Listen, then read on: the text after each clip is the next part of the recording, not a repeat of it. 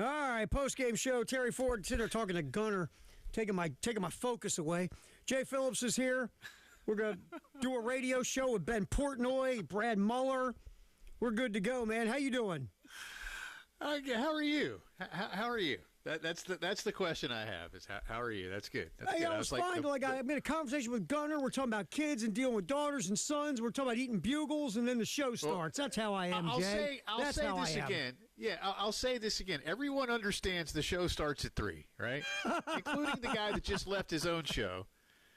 You know, and when the bump goes, that's it. So I just making sure. You know, is this why I need to be back? I'm sitting there, right? And we're Gunner and I are having this talk. I said, "Oh my God, the bump's going. I got to go." Yeah. So just that's good. But anyway, no, I'm good. I'm preparing for ISA Snowmageddon or something this weekend. Now, all of a sudden, apparently, all of a sudden, we're in a Michael Bay movie.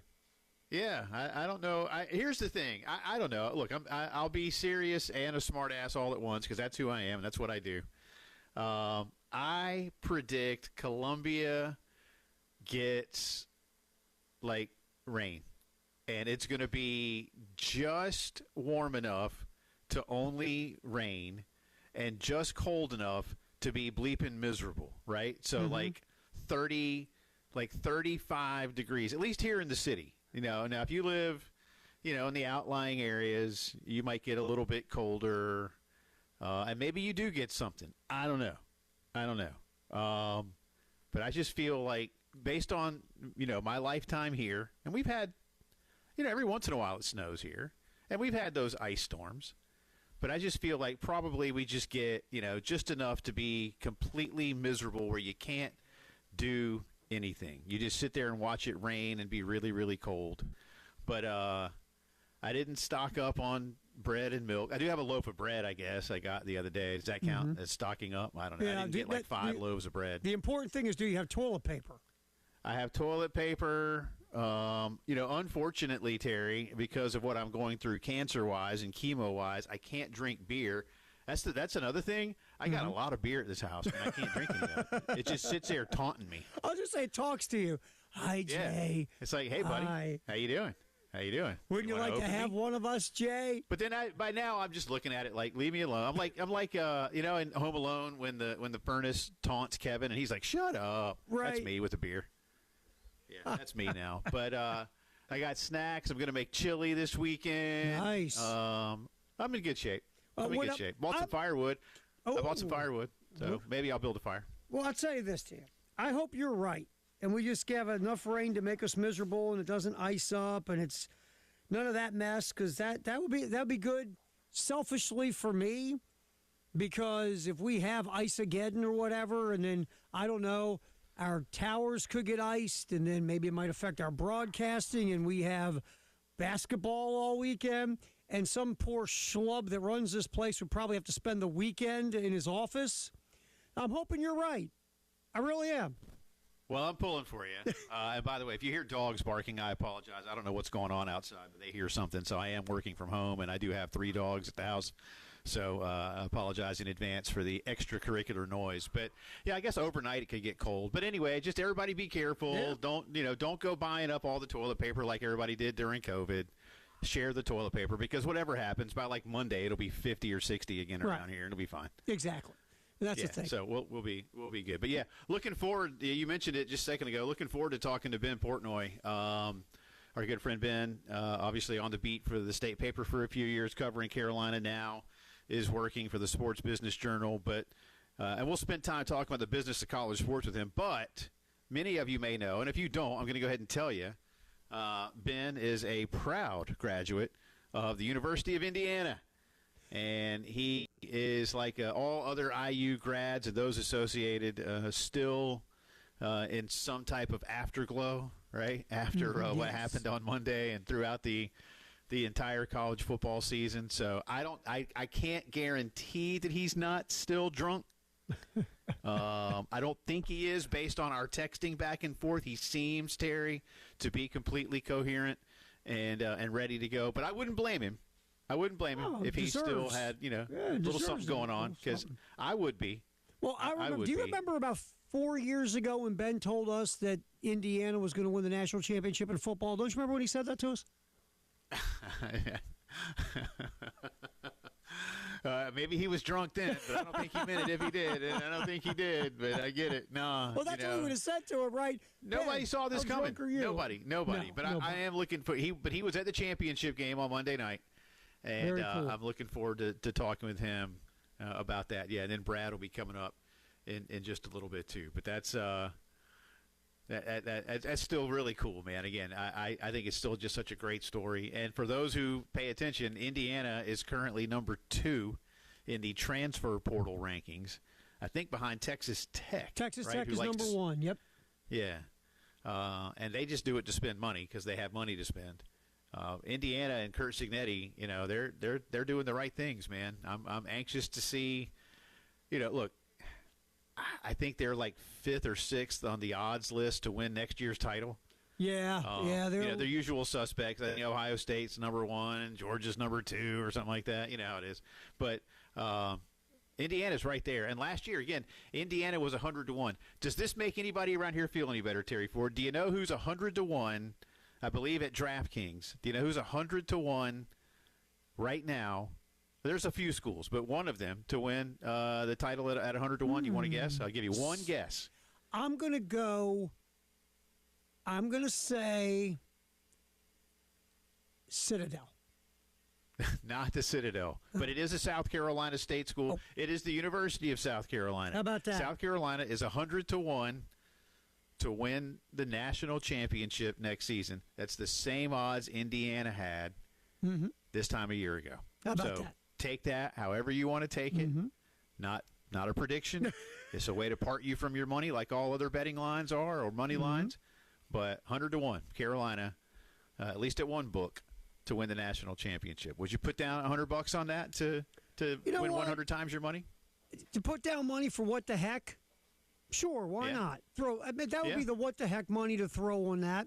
I remember years ago when the Ravens won the Super Bowl, I think 2000, they weren't like a heavy favorite or anything. Phil Mickelson, obviously liquored up in Vegas, dropped a big bet on the Ravens to win the Super Bowl and won a ton of money, if my memory serves me.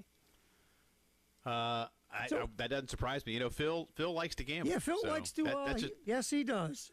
That's a true story. Apparently, that's not our opinion. No, that's a story that's made the rounds over the years. So yeah, I would. My point is, I obviously don't have Phil Mickelson money, but I would take a few bucks and throw it at 101. And if you do, great. Look how much money you win, and if you don't, you're just out $50. Right? Yeah, why not? So I'm not planning to go to Vegas anytime soon, but if somebody wants to drop a little money for me, I'll pay you back. I promise. I'm good for it. And if not, we'll charge it to Terry's account. Sure. I have an open account in Vegas. Absolutely. Hey, by the way, speaking of that, real quick about how you feel about after what Indiana did, we did a little Twitter poll. It was like I think a couple days ago. About does Indiana winning the national championship give you more hope the Gamecocks could one day do the same thing? Of course, sponsored by buddies at LexMed. 53% of our audience said nope. 47 said yes. Surprise you at all? No, I guess it doesn't surprise me too much. I think no, it doesn't. I mean, a lot of people around here. And I guess a lot of fan bases, let's not just put Carolina on that one, are just sort of conditioned to, well, that's just never going to be us. And if you think about where Carolina is in the grand structure relative to where Indiana always was, I think it should give you a little bit more of a ray of hope that Carolina can do it one day. Look. The last two of the 11-1 teams that Steve Spurrier had, the 12 and 13 teams were really good, Terry. The 11 team was good too, but 12 and the 13 team finished 4th in the country, and that was legit. They were good. They were 12-1 at the end after the bowl win. That was a really good football team. They could have beaten anybody. Now they weren't necessarily as deep and talented as some, but they could have beaten just about anybody they played. And Shane's team a couple of years ago, look, you want the opportunity to get in. How? And I'm not saying they're better or worse or whatever. I'd have to go back and look. How much better were this year's Miami Hurricanes than that Carolina team of 2 years ago. I'd say the Canes were better, but are they dramatically better? You know, I mean, they were 10-2. Carolina was 9-3. Carolina lost those 3 games. What do we say about wasn't it like a combined 8 points or something? Yeah. You know, at least before the bowl. So, you know, you've seen this team have flashes where they can be really good and beat just about anybody. So there's reason to believe that you could, especially, again, because you have greater access to the opportunity. But I get it. And again, growing up around here, living here my whole life, I understand that there's just a lot of people who are like, that's just not us. But wouldn't the Indiana people say that even more than South Carolina fans would? Here's the thing. Yes, but at the same time, they might even look at it, IU people I'm talking, and go, do we even care about the football team? Well, that's the point. It's a basketball school, Jay, right? It's been a basketball school forever. And I know this is a weird way to make a point, but I've said I used to joke, and it's not the same anymore because I think Georgia's gotten better at men's basketball. But you've heard me say this, and I know my audience going back farther than when you and I have been working together, Terry, have heard me kind of joke about this, that you could have taken away the men's basketball team at Georgia for like 3 years, and eventually a couple of Georgia fans look at each other and go, hey, didn't we have a basketball? Don't we have a basketball team? Right? I'm not just making that up, am I? I mean, is that how Indiana people were? It's like it went beyond even. They don't even care. You know what I mean? It's just like, yeah, sure, okay. So I don't know, but I mean, no. To come back to the poll question, 53%. Was it just so it was up or down, 53-47? 53% said no, it doesn't give them more hope, and 47% said yes. So it wasn't far from 50-50. That sounds about right. I mean, that's a near split. That sounds about right. But I would, if I had answered that question, I would have answered yes. It gives me a little bit more hope. You've got to, like Kurt Signetti said, the biggest thing is having the buy-in, literally and figuratively, from everyone associated with you. And we talked about it from a football player perspective. You know, again, run the next play. That's why he says he never smiles during a game, because we have another play to run the very next snap. We have another play to go execute. But those guys buy into the fundamentals. He talked about when he got hired that he needed the assurance from the president and the AD that you're going to do things the way we need to do things, and if you do, I'll bring you good football. I don't know that he predicted they'd go 27-2 in 2 seasons and win a title, but hey, I'm gonna if you believe in me, I'll believe in you, and we'll make some good things happen, and it's born out that way. You and I have talked about it with Jeremiah Donati this offseason, really looking at Shane and helping Shane. We've already seen Jeremiah help Lamont Paris last year with a doubling of the NIL budget for Carolina basketball. I don't know how much difference that's going to make, and that's something we can talk about. But in terms of Shane being able to go out and hire a $2 million coordinator and some high-priced assistants and make certain that your very best players are still on your roster and go out and grab a few more, that's commitment. And I know Dr. Emeritus feels that way. Dr. Emeritus has taken the torch that Dr. Pastides had about sports being the front porch of the university. So those things are there. The board has clearly shown its acceptance of knowing that sports does a lot for you. So, is there enough buy-in? Do you need to do more? Is that part of what the Williams-Brice enhancements will do to bring in more revenue? Will Nike help those kind of things? Those are all legitimate questions, but, there's a lot of schools that are in the same boat, but I think Indiana should give a lot of people a lot of hope. Absolutely. I'm with you on that, man. All right, we will come back. Speaking of hope, is there hope for the SEC? Well, that's all we hear about. The SEC's dead, right, Jay? It's over. Yeah. And, so have a viewing, I guess. We'll get into that next here on the Postgame Show on the Game and the Game Network.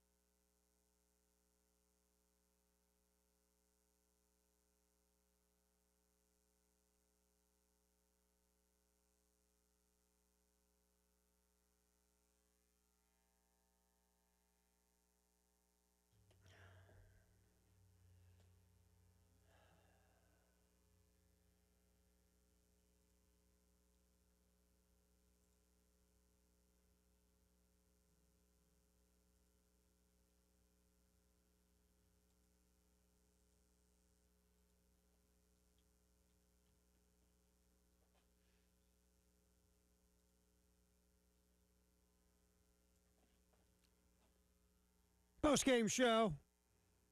Terry Ford, Jay Phillips, coming up bottom of the hour. Our bud, Ben Portnoy from the Sports Business Journal. 4:15. Now, the guy's name's Muller, you said? Muller? That's right. That's right. Ben? Bob? Brad Muller. Brad Muller. So what does he do again? The fantastic What does he do again? voice of South Carolina women's The basketball. voice of South Carolina women's basketball. Muller? It's Muller? Yep. Is he new? That's him. Is this guy new? No, he's been there a while. Okay. Yeah, All right. that's a good job. That's a good job. Muller. Okay. So Brad Muller, 4:15. I hope he's listening right now. I really do. Nah, he's in Norman. He's probably at He shoot around listens or to us having on lunch. the app at because some- we are worldwide, Jay Phillips. Well, that's true. He could be. But I'm on the going to app. guess that. Let's see. It is 2:21 Central Time. So he may just be in the hotel chilling. Yep. He tells me he could listens be. every day from 2:59 to 6:01 religiously, Well, that's good.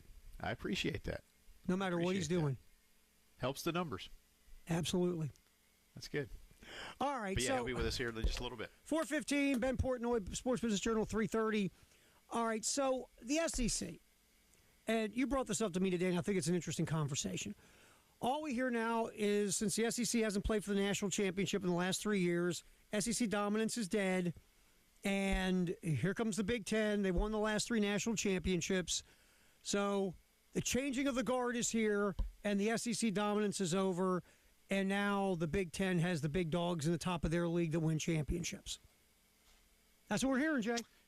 Yeah, and I still believe that the Southeastern Conference, 1 through 16, is better than the Big Ten. I still think Georgia is right there. I mean, you think about Georgia losing last year to Notre Dame in the semifinal. Georgia this year just look, they didn't make the plays on defense to beat Mississippi. Good for Ole Miss, but again, that was an SEC school. Ole Miss gave Miami a heck of a game.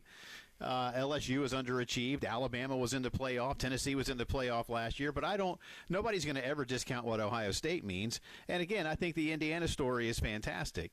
The SEC isn't going to take this lying down. And I think the big question becomes, what, if anything, does the Southeastern Conference feel that it's going to need to do about this? And I don't mean Greg Sankey, because, look, schools are going to do things according to what they want to do anyway. LSU will find ways to spend money. It's going to be interesting to see what Georgia does in the transfer portal. The answer, by the way, seems to be not very much. No. Georgia right now is outside the top 50 in the portal rankings, but that I don't think Kirby cares that much, to be perfectly honest with you. I believe Alabama is also outside the top 50 right now. But here's my I don't question. think Kalen You bring DeBoer up a cares good very point. much. But shouldn't Kirby care? Shouldn't Kirby take a step back? I think he cares. No, And they went and got the Branch kid from Southern Cal but last year, and they got a few others. They've done a little bit. But they haven't done – Kirby dips his toe in, but he really – I'm not saying you go win like Indiana, but if you're Kirby, don't you take a step back and say, okay, why are we coming up short against the Notre Dames or the Ole Misses? What are we missing? Is it just depth like we all think because you're losing your depth to the portal? Or are you maybe some of these teams who skew older because they're using the portal or beating you because they're more experienced and their 22-year-olds are beating your 19-year-olds? I think Kirby and some of the older guard that don't like the portal too much but just to dip into it need to take a step back and start thinking different. We all have to start thinking different, Jay. I think of Indiana, nothing else Indiana showed us. All the BS we thought of in the past, we just can't automatically think that way anymore. And I think some of these programs should be included. That's just me. I don't disagree with you. And here's the interesting part. You wouldn't say that Ohio State and Michigan relied on the portal to win their championships, but you would absolutely say that Indiana has. The fact is, the Hoosiers really are right now, Terry, the only school that's won a title based on how they have constructed their roster through the portal. Now, other schools that have been in the playoff have been doing it through the portal. And I just wonder if it's going to take, again, the Bamas, Georgias. I mean, look, Bama didn't make it in 24. You can argue they should have, but they didn't. They did this year. Georgia's been in the playoff twice. Will Kirby just say, hey, I got a team that's good enough? And he does. Sometimes you lose. It's sports, right? But again, I think we've kind of pointed to why. Look, Georgia is not as deep as they were when they won their back-to-back championships. They're not. They're nearly as deep, but they're not as deep. And that depth, especially what they lost in the defensive backfield this postseason, hurt Georgia. It did. That's the difference. So, is that going to be something that Kirby addresses only if they miss the playoff this coming season or something like that? Like, I'm not really sure. So I hear you, but the fact is, in terms of championship teams, there's really only one that's been constructed through the portal. Well, think about Ohio. I think the difference will Ohio State? That Ohio State. Will Ohio State go use the portal? Quarterback. They use the portal for the quarterback. But remember, that was a crew of 4 and 5 year guys. Remember, they stayed. And Michigan did the same thing. Those guys came back, and they were all veterans, and they came back to win a title. Yeah. And then they moved on. So those were very veteran-laden teams that were built the old-fashioned way for the most part, but it was a lot of 21 and 20. Remember, they had COVID years, too. You had guys who were in their 20s, to be fair, on those two teams, just saying. Yeah. Well, I tell you what, let's we can touch on some of this because I do want to ask Ben what he thinks the SEC and Big Ten are going to be doing about certain things. So we'll have a few extra minutes with him. But in terms of this, because listen, and this, I don't mean this to be a smart ass at all, I assure you, but I have on my notes like what's wrong with SEC football. Look, my answer would be very, very little, if anything. But I'm not surprised that cyclically speaking, the Big Ten has turned a little bit of a corner to where they are right now relative to what the SEC was doing for the previous basically 25 years. I was getting ready to say, just because the SEC isn't the bully anymore, it's still, for me, depth of conference, it's still the best conference in the country. Yeah. That's just me. Yeah, but that's something to think about. So everybody think about that. And if you want to chime in with thoughts on the text line, 803-404-6100, do that. But we'll talk about this for a few weeks, I would imagine, as we're into the off season. But we'll see what Ben thinks about that. And again, if he's still reveling in the celebrations of Indiana winning a national title. Here's your tease. On the next end, we'll find out if Ben Portnoy's sober. There's your tease.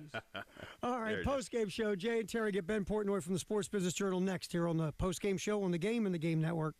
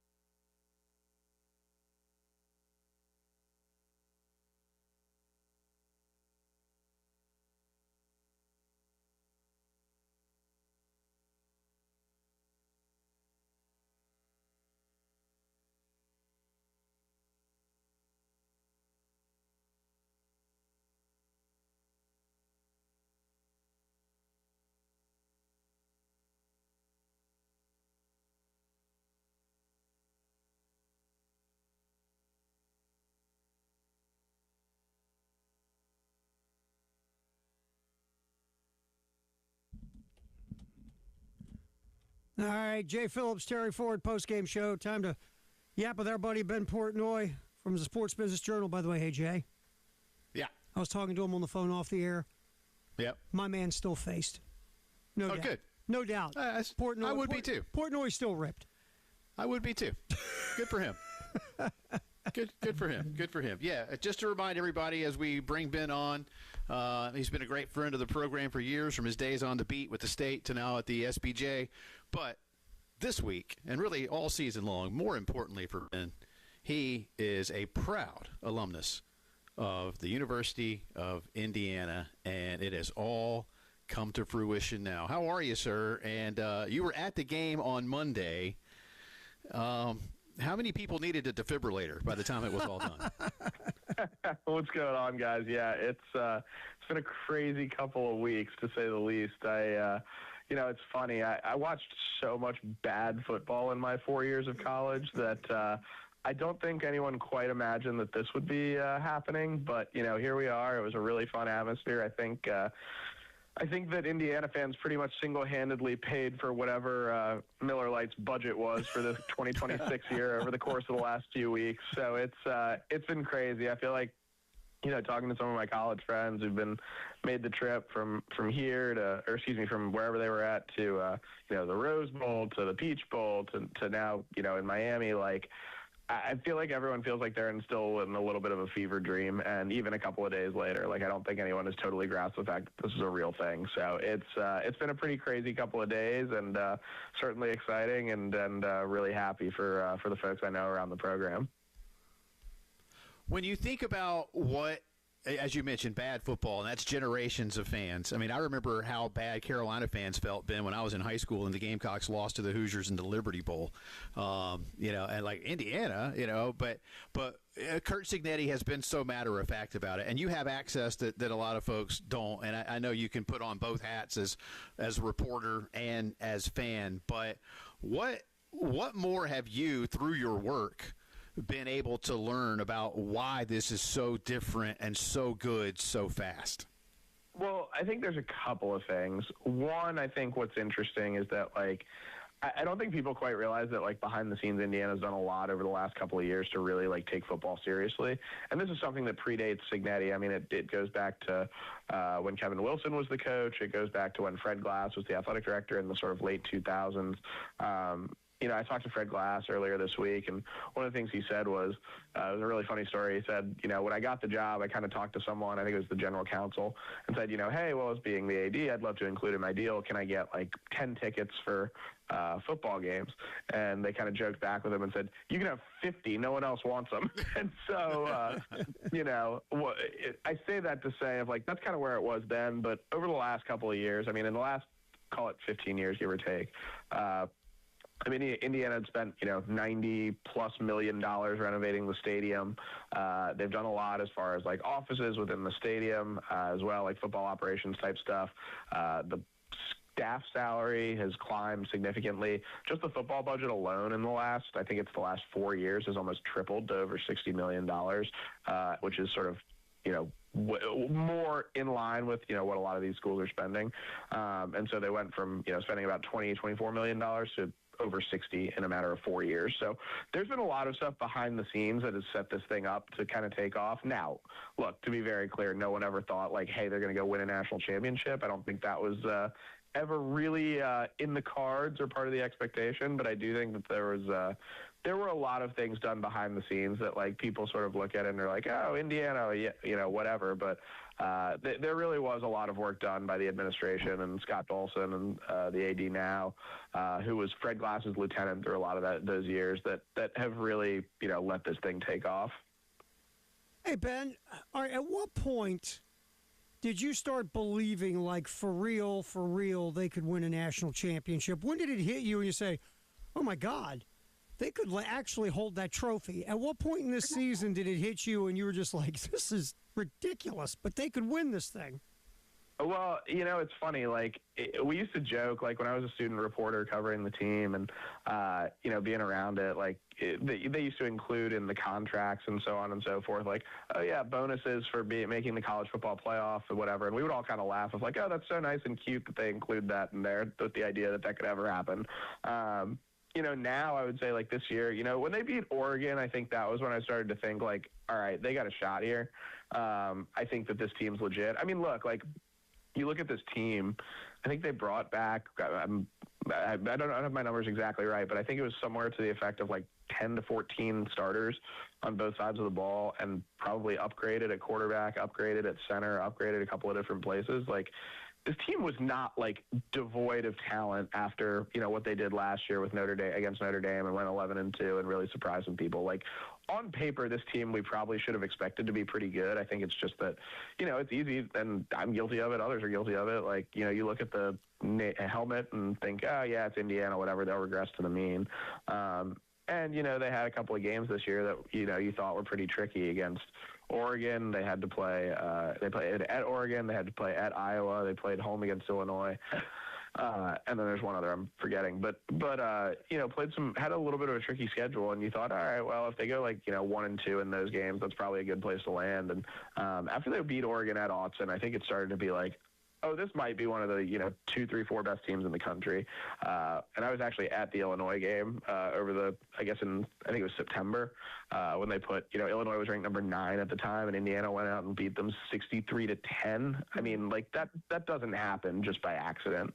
Even if Illinois is maybe not quite as good as people think, or if Indiana's a little better, like that's not nothing. And so I think it was a little progressive, but then, when they come out and just, beat the hell out of Oregon, out of Alabama in the first 2 rounds, it was like, I went into the game thinking, like, not even in a bad way, not just that, I think Miami's really good and certainly showed that, but it was like, I don't know how Miami's going to stop this team. Like, it just you felt a little inevitable, frankly, like a lot like those Saban teams that Curt Cignetti was a part of when he was in Tuscaloosa.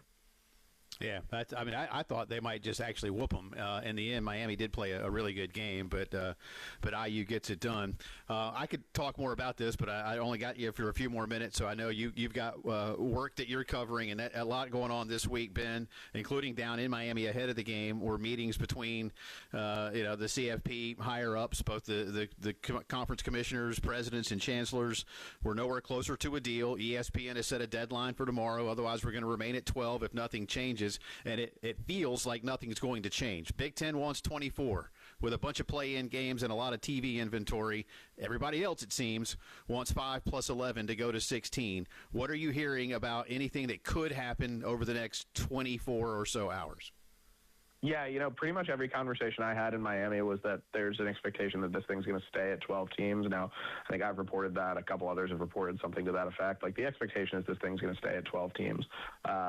Now, that said, it only takes essentially 1 or 2 people to change their minds, and that's Greg Sankey or Tony Petitti. And I think that, when it's that few people involved, like, things can change, and certainly not going to, write it in stone or anything like that. But I do think that there is, it is not totally out of the realm of possibility that, hey, we wake up tomorrow and something happens and, hey, they move to 16 or probably not 24, but, that becomes a conversation. I think, like, realistically, though, again, I think most people that I've talked to is that this is going to stay at 12 teams. They're going to keep working through this, whatever that working through this is, and we'll see at the end of the day. But I have a really hard time seeing Greg Sankey coming off of what sort of where he stood on this, generally speaking, which is to what you said, the 5 plus 11. And I think something worth noting too, although they don't necessarily have a ton of say in this, ultimately it is the Big Ten and the SEC. Like, I was told pretty directly the ACC and the Big 12 would not support this sort of automatic qualifier 16-team field that Petitti has pushed, which would be, if I'm not mistaken, I think it's 4-4-2-2, and then what is that? Another couple of two at-large bids. Right. My understanding is the ACC and the Big 12 would not be supportive of that. Now, if it went to like 3-3-2-2, something to that effect, like maybe they come off that. But I think that's noteworthy as you look to what sort of middle ground can be found between those parties. All right, in the last minute and a half, Ben, all right, what does Petitti do? Because he's dying on this hill right now. and everybody else is going, nah, man, we're not with you. But he's also carrying the flag for his conference. And last time I checked, they paid him a lot of money to carry the flag. How does Petitti find a way to, I don't know, like you said, find a middle ground that will get this thing pushed along, that will also make the people that pay him happy in the Big Ten? Is there a way? It's a good question, and I think, I don't know what the right answer is, but I did, it's funny, I heard my buddy Ralph Russo from the Athletic made this point the other day on, I think it was his podcast, but I think it was a good point and a smart one, was you look at this, and if you're Tony Petitti, and if you're the Big Ten, particularly if you look at the SEC, the Big Ten has now won 3 straight national titles. They seem to be on top of the college football world, doesn't seem to be slowing down necessarily. If a year from now the SEC is playing 9 conference games and a few of those teams are going to be, instead of being 10-2, they're going to be 9-3, and realistically a few teams are going to get left out of the playoff. Maybe if that happens, then maybe the SEC is willing to come play ball with this automatic qualifier thing. That maybe that is a way for the SEC to guarantee itself some spots, and that this sort of ruling of the roost that the SEC has had for so long, it's clearly changing. It's clearly a shifting environment, and it's easy to say the Big Ten has outpaced the SEC on a lot of this stuff right now. And so maybe that becomes a conversation, and maybe if that does happen, that if we're sitting here a year from now and the Big Ten has won a 4th national championship in however many years, and the SEC has failed to put a team in the national championship for, what would that be, 3 straight years, I think. There's a real conversation there, and maybe that becomes a bargaining chip. But we'll see what happens. I think that, again, realistically, nothing's going to happen probably tomorrow. But I think that there's certainly more conversations to be had, which the CFP has made a habit. Ben Portnoy, Sports Business Journal. Jay, I'm not going to speak for you, but Ben, you could never tell you've been on a week-long bender. Fine job today, my friend. I'm doing what I can, guys. Listen, coffee's a hell of a drug. Thanks, there my you friend. go. We appreciate you, Ben. Thanks, Ben. Thanks, See you, guys. bud. Thanks, buddy. Ben Portnoy, Sports Business Journal. We will crack open the vault coming up next here on the postgame show. Oh, I thought you were going to say crack open a beer with Ben. Oh, the vault, that's fine, too. Crack open a beer. Well, you can't. We're not going to drink in front of you. That's rude. The vault is next on the postgame show.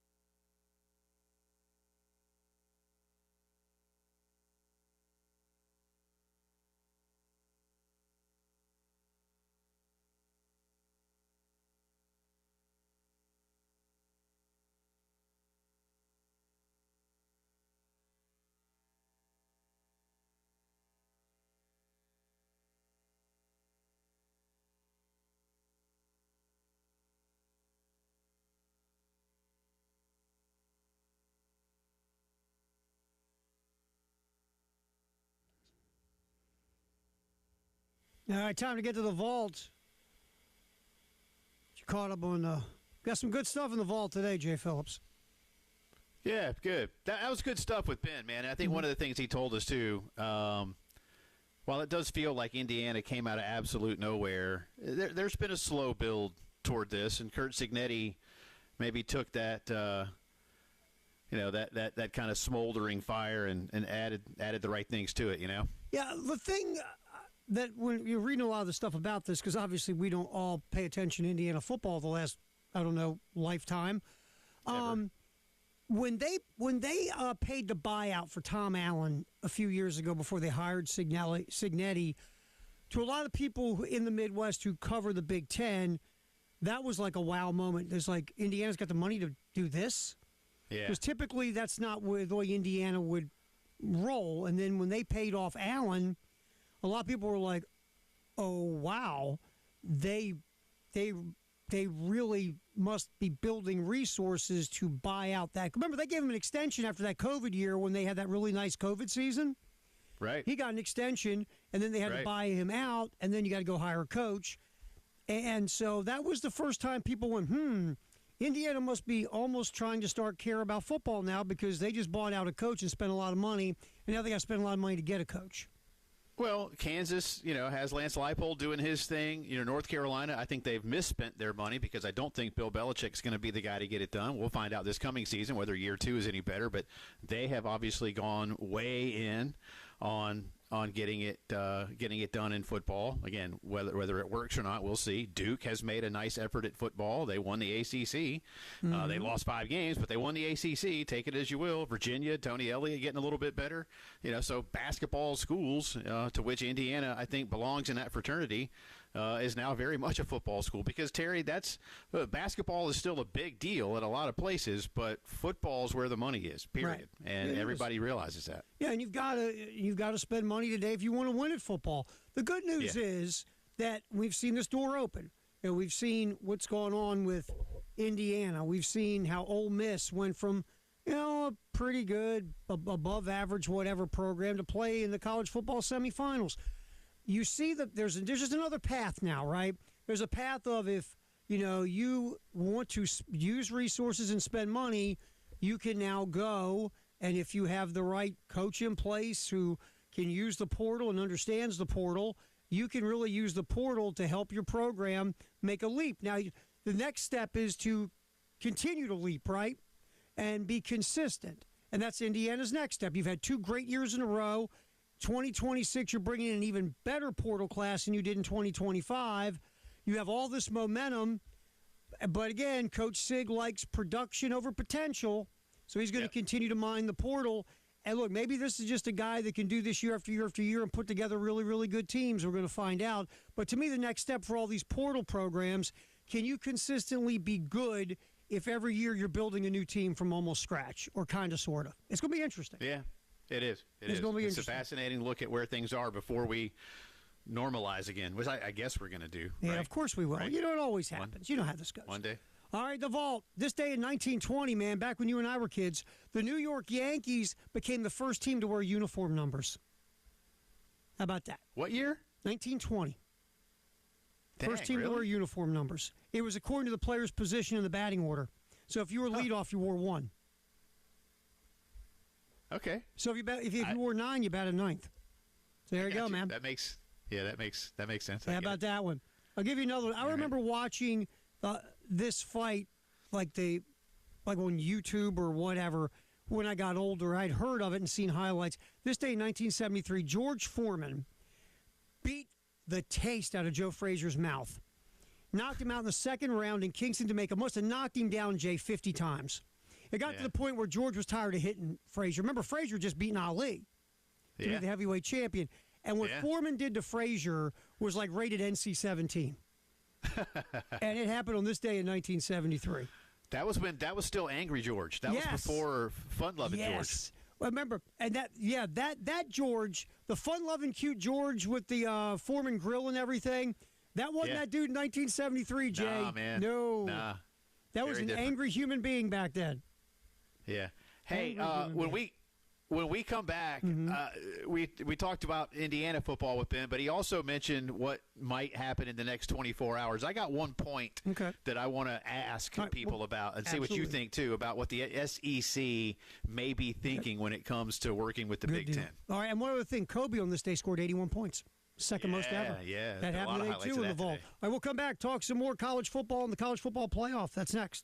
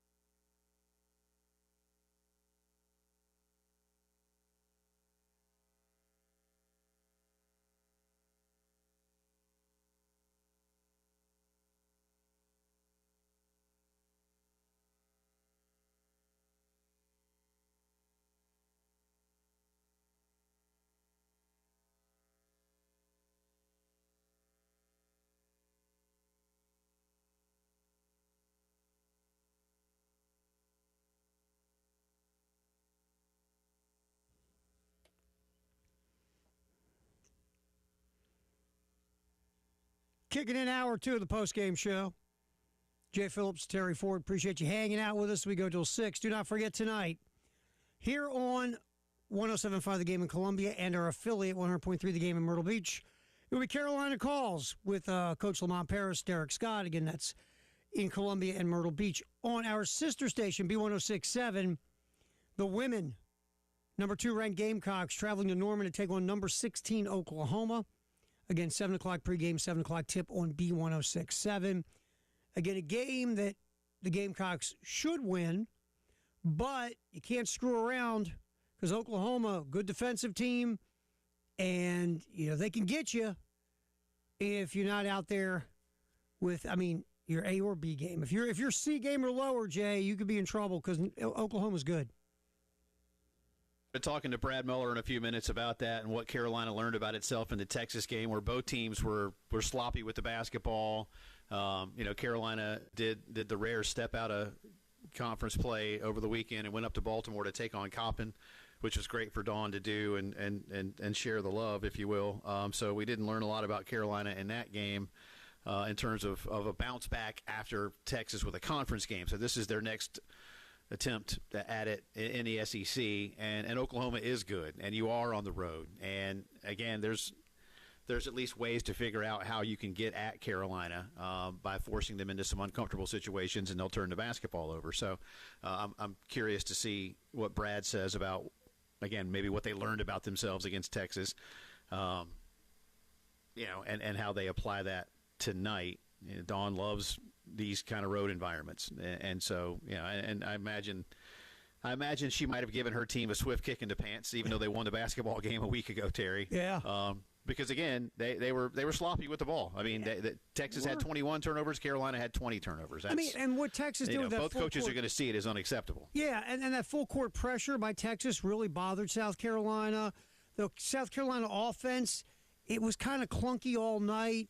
And despite all that, they came away and found how to grind out a win. But, yeah, that's one of those perfect ones, Jay, that coaches will tell you they get a win, but they get to turn the tape on and coach people. Oh, it's a dream. Yeah, It's a coach's dream. You played like crap and you won. I get to holler at you and you still won the game. Exactly. Yeah, they love it.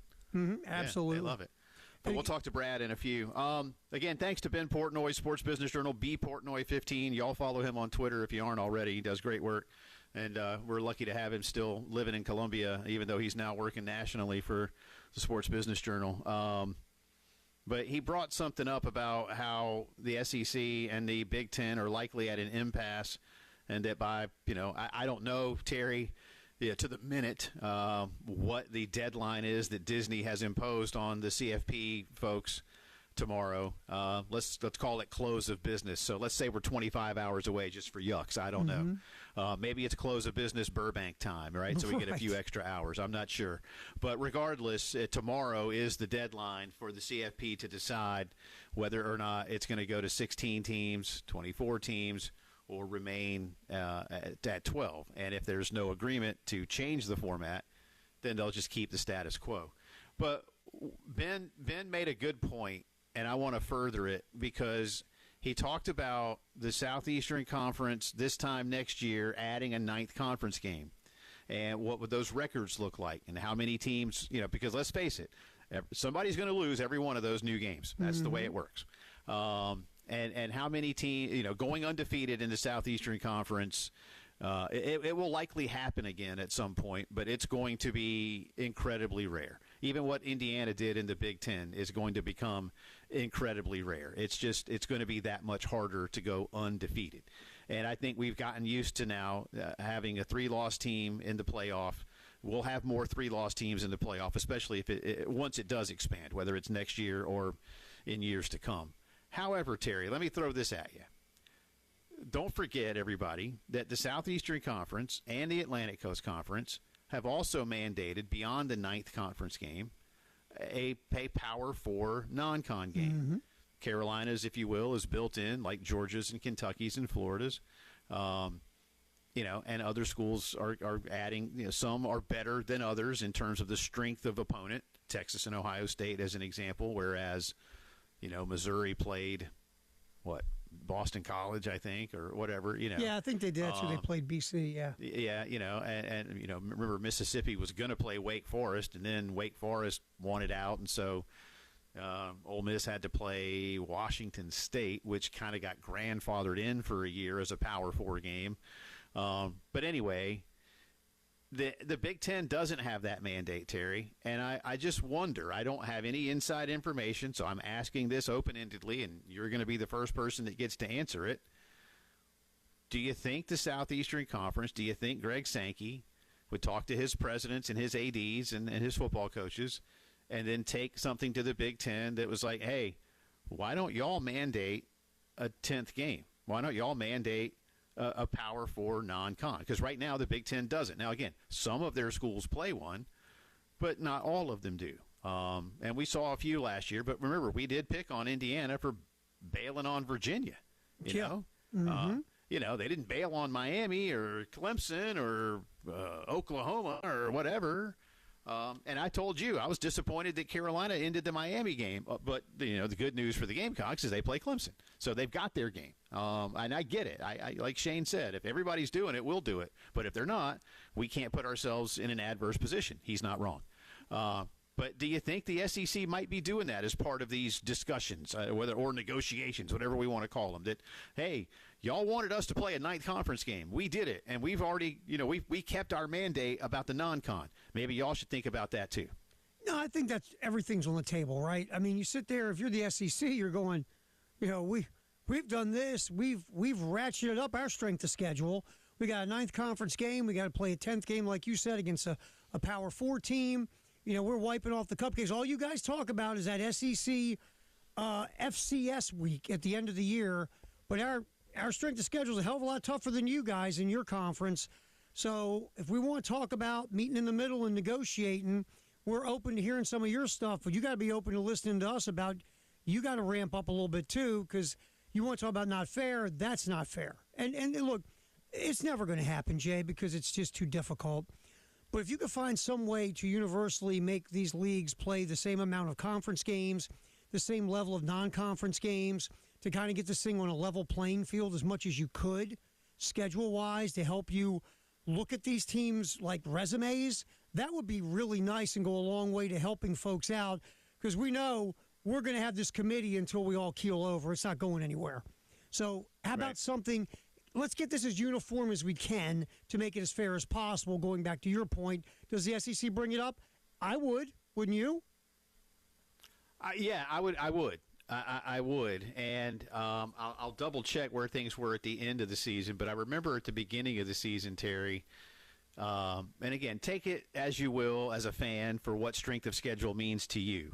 It's got to mean something, but it's not an end-all, be-all, and I fully admit and appreciate that. But if I remember correctly, of the top 20 strength of schedules going into the 2025 season, all 16 Southeastern Conference schools were in the top 20. And I believe there was one or two, at most two, Big Ten schools. And I think there were two, and it might have been Ohio State and Washington. But it might have only been Ohio State. I'll go back and look. But regardless, you see the point I'm making. Everybody in the SEC was in the top 20. And that's got to mean something to the SEC in terms of how they come from their negotiating standpoint. And the Big Ten may go, yeah, but we play a ninth conference game. To which Greg Sankey goes, yeah, but look at the bottom of your conference. And he wouldn't be wrong in doing that relative to the bottom of the Southeastern Conference. The bottom of the SEC, South Carolina, Mississippi State, Kentucky, these are teams that had some nice wins and pushed some teams, to the brink a couple of times. And believe me, South Carolina, I don't have to tell anybody listening right now, was a mighty underachiever last year relative to expectation. And yet their FPI number is significantly better than the bottom half of the Big Ten. So, and again, how people want to apply that is up to them, but those numbers are generated through things that happen on the football field. So if I'm the SEC, I think what I'm doing is, hey, we did you one better. We did you a solid. And don't forget, people, the Big Ten plays FCS schools too. They just do it the first couple of weeks of the year. Right. The Big Ten wants to bitch and moan about the fact that the SEC plays some of their FCS games in November and take a little break. Well, I mean, who gives a crap when you play? I don't want to play them at all, Terry. Right. Again, there'd be another thing I would be doing if I was commissioner of college football. I'd be like, no more FCS games. None of us are playing them. All right? That's it. We're all out. Forget it. They're done. But that's not happening either. I wish it would, but it's not. Mm-hmm. But plenty of Big Ten schools play an FCS game. So I don't want to hear that particular, oh, well, when you play it matters too. Does it? Does it? Right. If you play it, you play it. So I'd like to see the SEC say, y'all add a 10th game that's a mandated P4 game, and let's see what happens. That's what I'd like to see. Yeah, I mean, look, I'm looking at the strength of schedule rankings now. I mean, yeah, it's just nothing but SEC schools. I mean, Indiana and Ohio State were outside the top 25 for most of the season. Michigan too. I mean, again, most of the strength of schedule, pretty much the entire SEC is in the top 25, a top 30. I think Auburn was the last one at like 29 or something.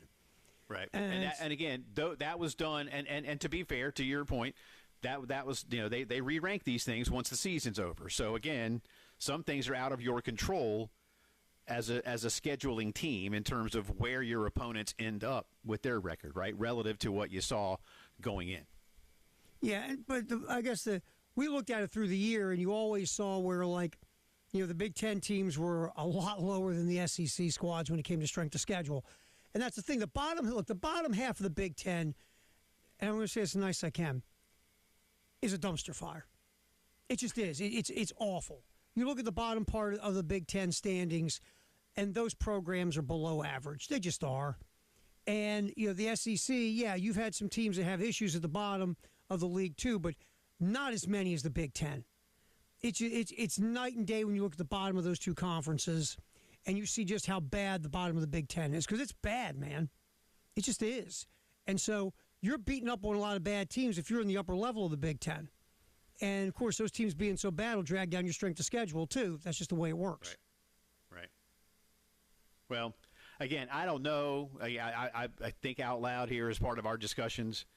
But if I'm the SEC, to your point, I'm looking for some level of scheduling uniformity. We can't do it. If we could do a round robin, Terry, and everybody play everybody, that'd be great, but we can't. Right. And remember, the Big 12 used to have that mandate to play a P4 non-con. They don't anymore. But the ACC and the SEC do. Well, I think everybody should get on board. Again, it's good for the sport. It's good to spread things around nationally during the regular season. And in some way, I believe at least, it could give the committee at the end of the year a better sense of who does what against whom and how how that can be applied to making up whether it's 12, 16, whatever. Again, I think it could take an extra step in you trying to figure out some head-to-heads and conference versus conference. Yeah, I think that, again, I'd love a challenge weekend or 2 weekends. Yeah, I'd love something like that. I think that's great for television, and it's great for fans. But, again, too many people are afraid to lose that game, and so we don't get them. And instead we get a bunch of, again, bitching and moaning about who plays an FCS game when. Right. There's ways to fix this, I assure you. Yeah, and then look at the bottom of the Big Ten real quick. I have it right in front of me.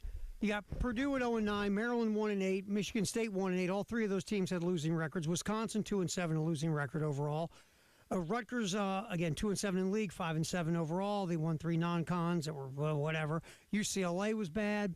I mean, Penn State went off the rails, so I'm not putting them in this. But those programs are bad programs. They've been consistently bad. Every now and then they're good for a short period of time. But let's face it, none of them scare the life out of anybody, and that's a huge problem. And again, that's an issue.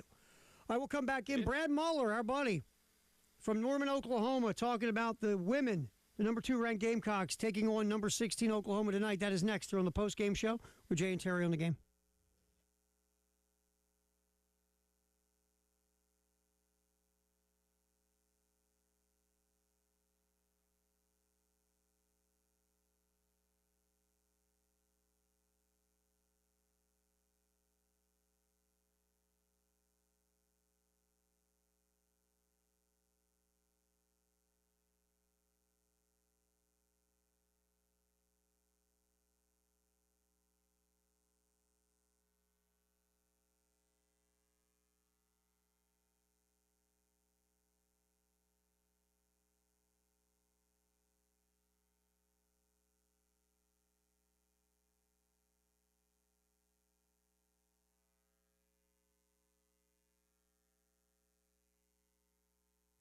803-875-MENS. That's the Men's Clinic of South Carolina. Again, if you're a guy and you're getting older and you just don't feel right, things that used to be natural, things that used to be a certain level aren't anymore.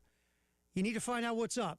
Set up a free consultation at the Men's Clinic. Again, 803-875-MENS. Go in, tell your story.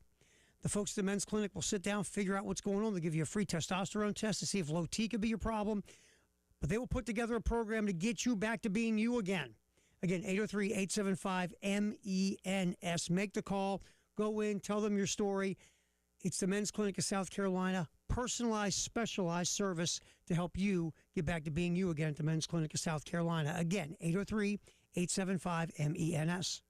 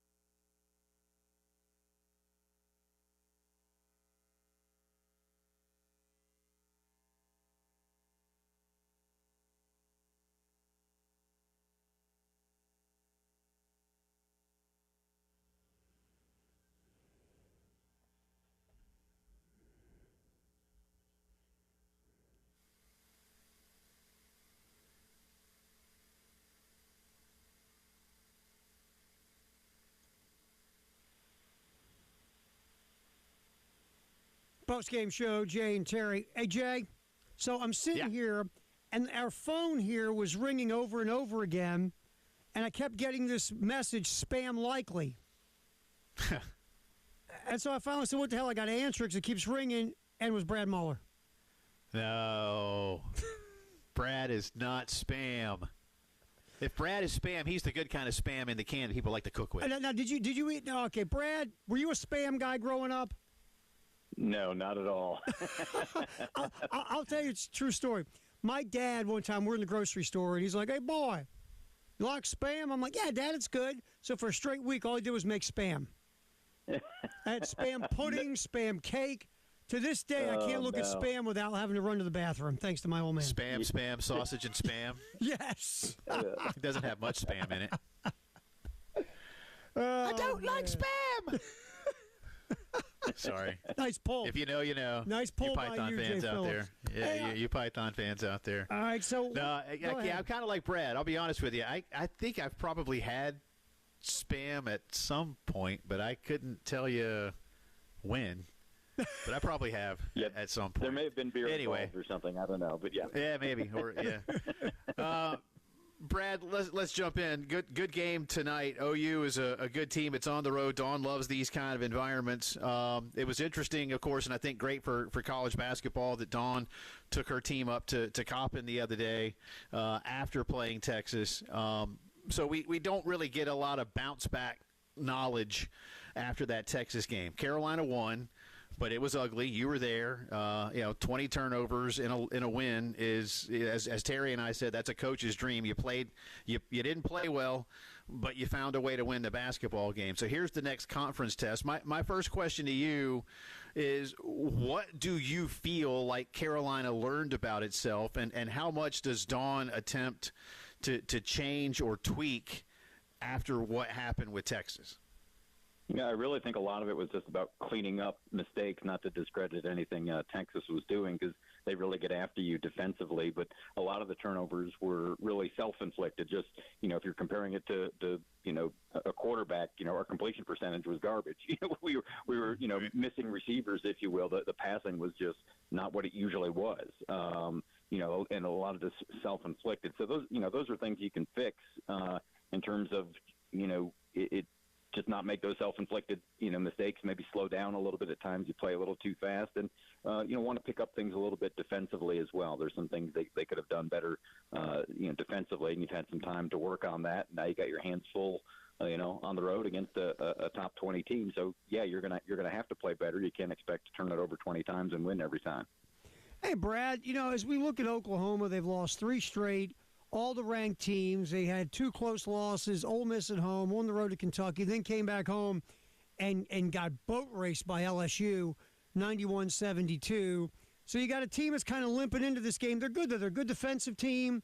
Offensively, I mean, they're above average, but they're not wow. What's the key here to beat Oklahoma? Because obviously 3 ranked teams have found the key here lately.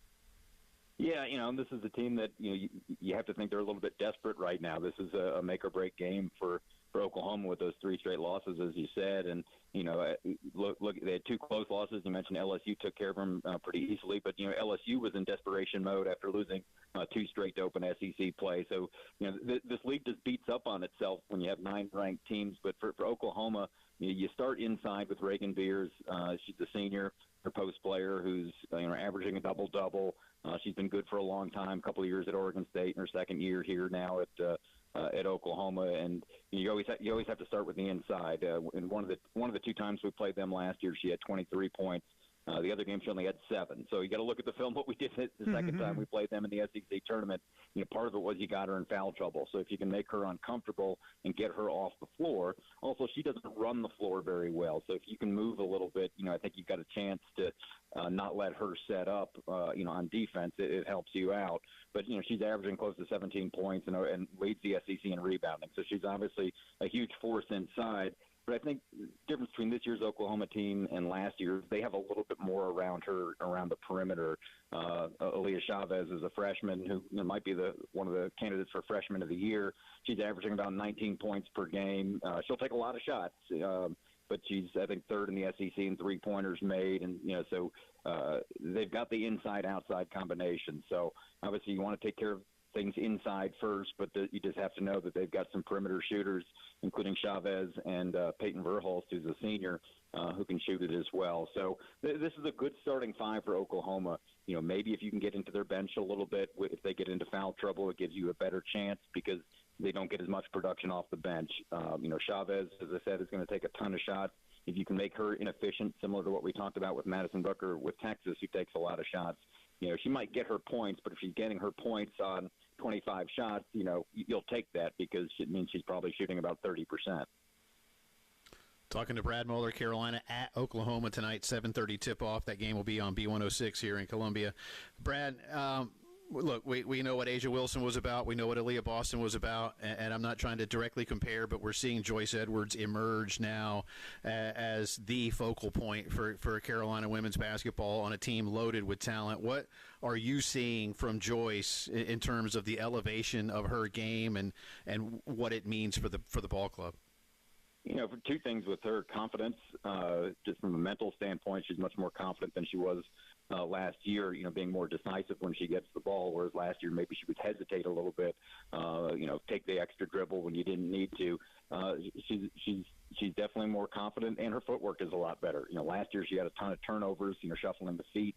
This year, knock wood, it's been, a lot better in terms of that aspect of her game. So those two things, have combined to make her a more well-rounded player. And she's not done yet. She's still going to get better.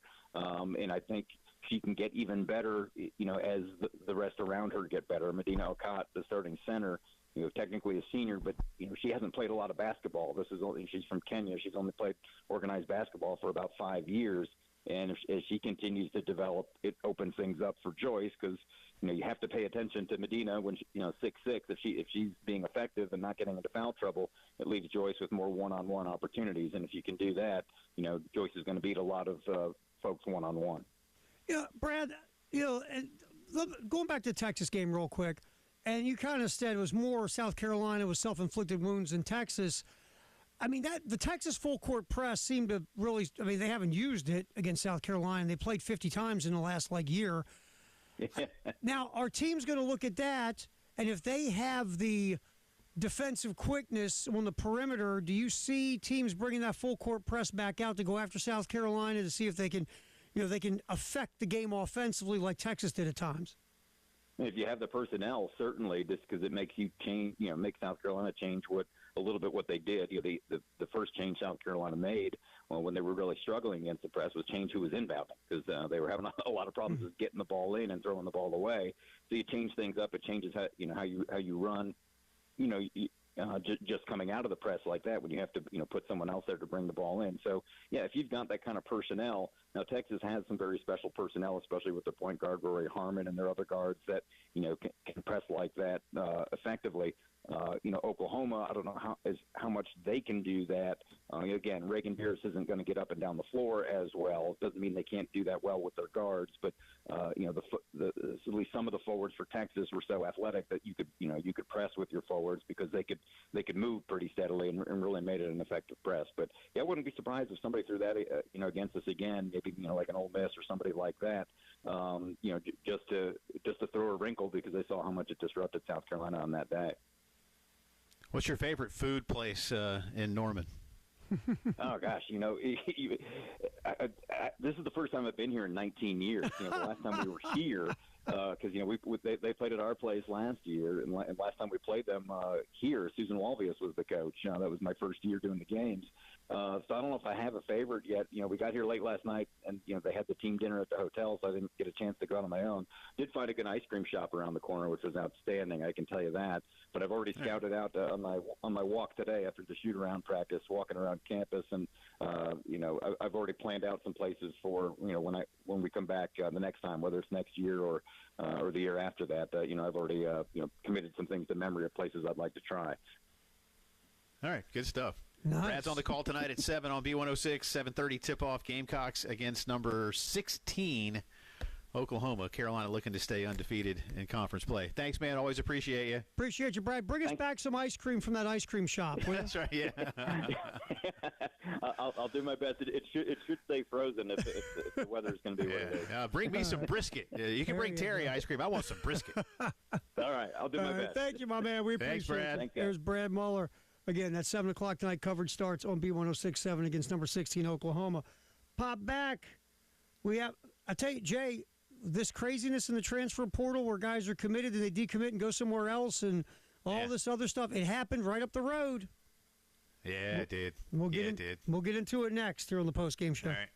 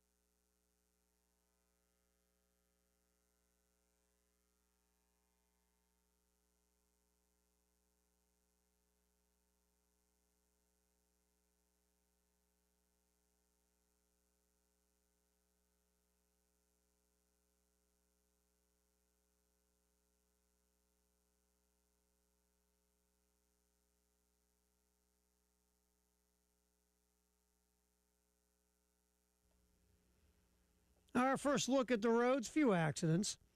In Columbia, St. Peter's Church Road at US 76.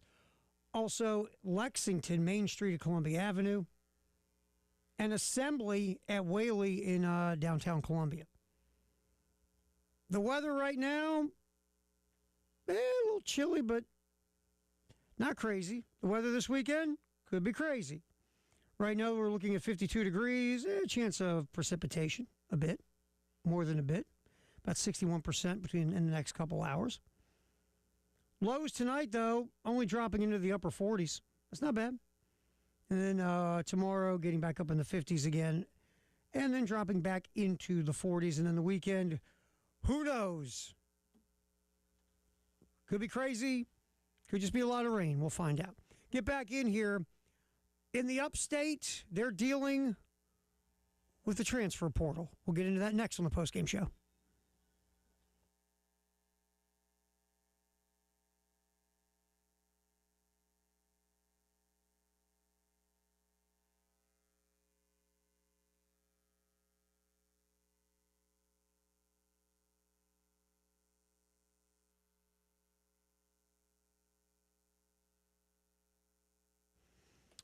Okay, Jay Phillips. So we've heard the stories about players signing NIL deals and then either bolting or trying to bolt to other teams, and talk about litigation and talk about what's a binding agreement and what's not and all this. Well, we had a little issue up in the upstate with, by the way, real quick, who is the guy that wants to use the transfer portal the least? Right. Is and it bites him a little bit here. Yeah. Mm-hmm. This happened with Clemson, and I don't know the details of this young man's NIL agreements or anything like that. Maybe he didn't have any yet and made it really easy for him to transfer. But his name is Luke Farrelly. He played at California last season, was the ACC Defensive Rookie of the Year. Had a really solid season. Let's see. He led all freshmen in tackles, 87. Was second in TFLs for freshmen, and still has 3 years of eligibility left. He's from the San Diego area, again, transferring out of Berkeley. So, again, man, going to Berkeley for free is a pretty good get. That ain't bad, but he wanted out of Berkeley. First to Clemson, but this week has put his name in the portal and is now going to play for Mississippi. So I don't know, Terry, like I said, what any of his other contractual obligations may have been, if any. You are allowed to basically sign with a school and still put your name in the portal, and he did. In fact, he signed with Clemson on January 7th, and 9 days later was back in the portal, and again will now be playing for Pete Golding and Mississippi. Again, looks like a solid player. I don't know. I don't have his breakdown of how many tackles he had against what competition for Cal last year. According to the Greenville News piece I'm reading, and this is from, let me make sure I get everybody their proper credit here. Darian Carter of the Greenville News, covering Clemson, says that he was rated the number 108 player in California coming out of high school, and is the number 64 linebacker in the transfer portal. So, pretty good player. Again, ACC Defensive Rookie of the Year, whatever that means to anybody, but takes Clemson's linebacking core down just a little bit, and apparently they were counting on this kid to compete for some pretty solid playing time. So I suppose just like anything else, man. I mean, I don't know. Look, once you sign, I'm not going to sit here and talk ethics or anything like that, Terry. I'm past that point in my life in terms of covering this sport. But I do think it's interesting that once this kid had signed with Clemson, that Mississippi continued to pursue him as heavily as they did. I mean, if you really wanted him that badly, Ole Miss, how'd you let him sign with Clemson to begin with? What were y'all doing? Were you just so busy prepping for the playoff? You're like, oh crap, we forgot to call Luke. Yeah. I like what are you doing? If that's how badly you wanted him, because it's is it against the rules? No. Is it maybe bumping up against a few unwritten rules? Probably. You know what I mean? But again, if you really wanted him that badly, what's he doing signing with Clemson to begin with? That's the question I would have. I know Carolina fans aren't going to have any, they're not going to be sitting here crying a river for Clemson losing a linebacker. But for any school, any general school, again, once you've signed, I mean, typically we talk about that, right? Like, especially in high school recruiting. Like, man, you got to babysit them until they sign. But once they sign, well, in this day and age, right. If the portal window's still open, I guess you can sign with a whole bunch of people and keep transferring. So he did. Well, the reason we don't talk about ethics, or we should, is because nobody follows ethics, or very few people seem to follow ethics. I know. Nobody cares. I know. I'm with you, though. I think if you sign, I'm old school. If I sign an agreement, I'm sticking to my agreement. That's just me. Yeah. Here's the thing. And that goes back to the Darian Mensah thing up at Duke. He had signed just, or even the kid at Washington, Damon Williams had signed. I don't know anymore. And again, I'm not here to say, there's a lot of things that are wrong with college football right now. But I think you're right. There's a twist of irony in here somewhere, in that Dabo has not wanted to really go too far into the transfer portal pool, and then he does, and they get what looks like a good player. And I think this kid's good. Is he great? I don't know yet. He's still like 19 years old, but that's a pretty good season. 87 tackles, 5 TFLs as a true freshman. That's pretty good. Yeah, I'm telling you, Dabo's probably in his office going, "This is why I didn't want to do this bleeping portal." But here's the thing: from what I'm reading, Ole Miss lost a linebacker. T.J. Daughtry decided to go to LSU. Who coaches LSU? Anyway, so he decided to leave. So then Ole Miss really, started to put a harder push to get a linebacker from the portal. According to, again, there's smoke out there that says Pete Golding, again, was tampering pretty hard with this kid after he had signed with Clemson on January 7th. And I read something, again, this is just rumor stuff, that even the kid, Farrelly, went to Clemson and said that, Ole Miss was still contacting him. And then all of a sudden, Farrelly, who was taking classes and participating in team activities, all of a sudden he ghosted Clemson. And then, of course, he goes back in the portal, and the rumor is he'll end up at Ole Miss.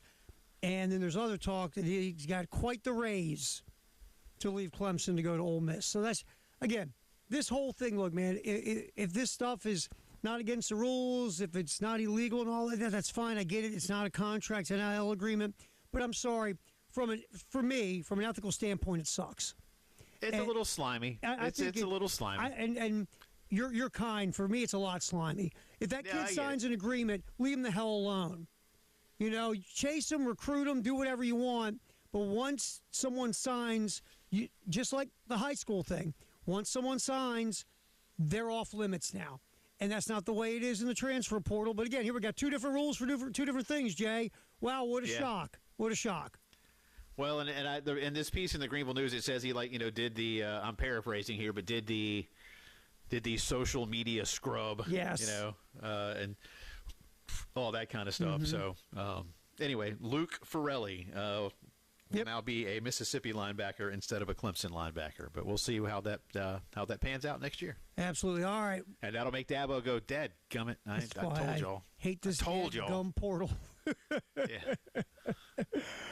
It's like anything. Someone talks you into something, or you see everybody else doing it, and you're like for an example, it's like driving down the highway, right? And there's a backup. Then you have that illegal U-turn that only authorized vehicles can take. Right, sure. And 10 people do it, and you're like, screw it, I'm going to do it too. And you do it, and you look up, and what do you see? You're the one that gets caught. Yeah. Or you're the one that goes down the emergency lane or something like that. Yeah. That's what Dabo's feeling like right now. Well, and I wonder, too, I mean, that's you're right. But I in all seriousness, for just a second here, I know we got to hit a break. If there's still, if this kid went to Dabo or whomever, And they're like, well, I mean, you signed with us. Well, what do you want us to do about it? And do you even say, hey, you know what? Later. Yeah, I might do that too. I might be like, look, kid, we recruited you. We signed you. You signed with us. It was a two-way street. You don't want to be here. Take off. It could be that they did some of that too. And I would maybe, I don't want to say I would applaud that if I'm a Clemson fan, but you know, it's kind of like Steve Spurrier always said, even way back in the day before any of this. You know, if a kid wants to be here, he wants to be here. If he doesn't, he doesn't. Right. It's pretty simple sometimes. And I would think Dabo is probably cut from that cloth. Like, hey, you know, we gave you an opportunity, but if you don't want it, we'll give it to somebody else. We're fine with you. You know, it's going to be interesting to see if Clemson goes the legal route, if they did give him any compensation, if they're going to go the legal route to kind of recoup whatever they might have given. Doesn't look like it. I mean, I've read 3 different articles, and it doesn't. I don't see anything about that. That's what I'm saying. I don't have details on any deal. Yeah. I think maybe he was like, you know what, y'all hadn't paid me, and I hadn't done anything, and they were probably like, yeah, we hadn't paid you, you hadn't done anything. Again, if you don't want to be here, don't be here. Later, might have been as simple don't let the door that. hit you. Yep. All right, we'll come back with some Jay or Nay here on the Postgame Show on the Game and the Game Network.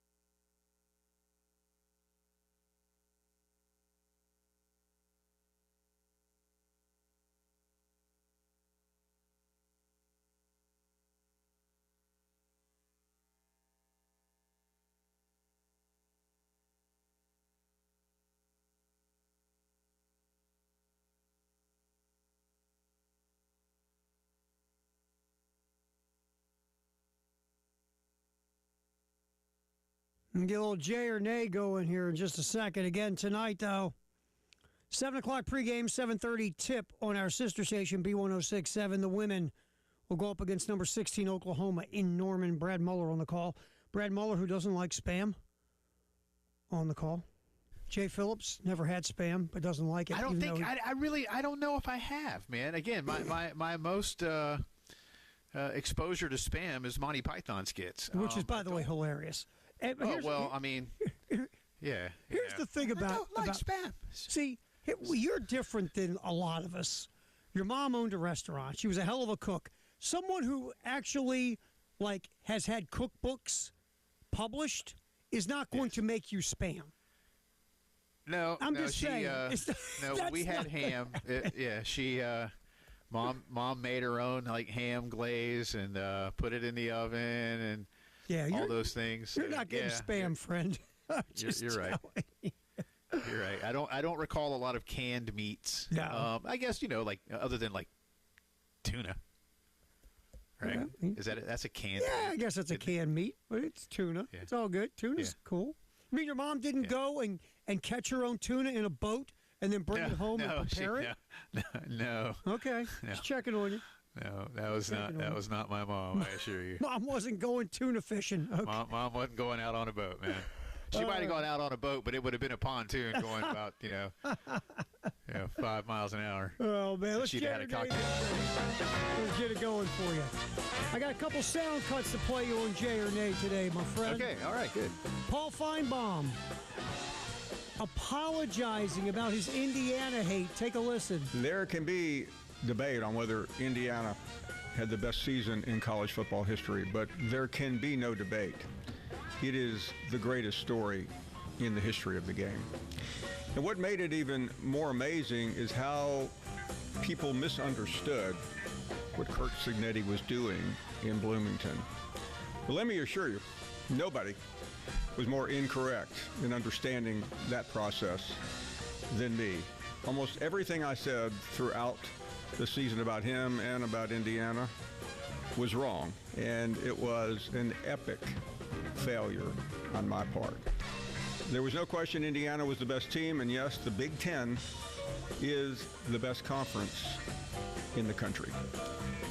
Wow, Paul Feinbaum with a big apology to Indiana and the Big Ten. Jay or nay on that, Jay Phillips? Yeah, Jay, good for Paul, and pretty much everything he said is spot on. Again, I think there's still healthy debate on top to bottom strength of these conferences, but there's no doubting who's won the last championships, last 3 championships. But I think the biggest point he made in there that I want to agree with is that without whether it's the best season ever, again that's going to always be a fun debate to have that could go back decades in terms of certain teams.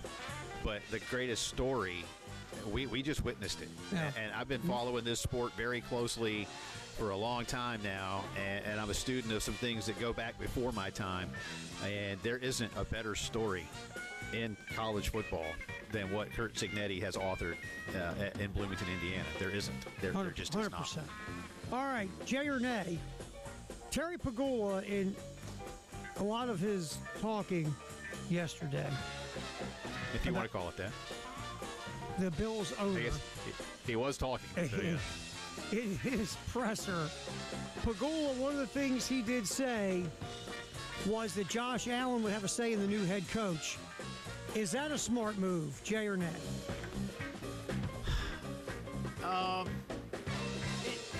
Jay, it is a smart move. Now there needs, there's a limit, but look, this is a 30-year-old man. He is an NFL MVP. He is, without doubt, the face of your franchise, and will remain so for at least the next, 5, 6, 8 years. So, yeah, he needs to have a say in terms of who's working with him to continue to develop his game so that they can raise their level to Super Bowl, because they've been right there near it, but they haven't crossed that line. That's why Mr. Pagula said he made the switch. So, yeah, give him a say, but how much of one? I don't know, but I'll give that a J. I'll say this. I think Ravens owner Steve Bisciotti said it the best. He was asked the same question about Lamar Jackson. He said Lamar has a say, but zero power in the decision. But he has a say. But he doesn't make the final decision. I think you need to get their input. Again, these are grown men that you entrust a lot with, So, yeah, they need a say. Exactly, but you don't want them picking the guy. But the say makes sense. Well, then they should go pick their high school buddy, and you don't need exactly. that. Hey, my cousin Carmen, we play Madden. He's my guy. That's right. He's my guy. All right, you out of here, my man? I am. Yeah, we'll do it again tomorrow, man. Good show today. Thank you for having me. Great having you, man. We'll do it again tomorrow. Yep.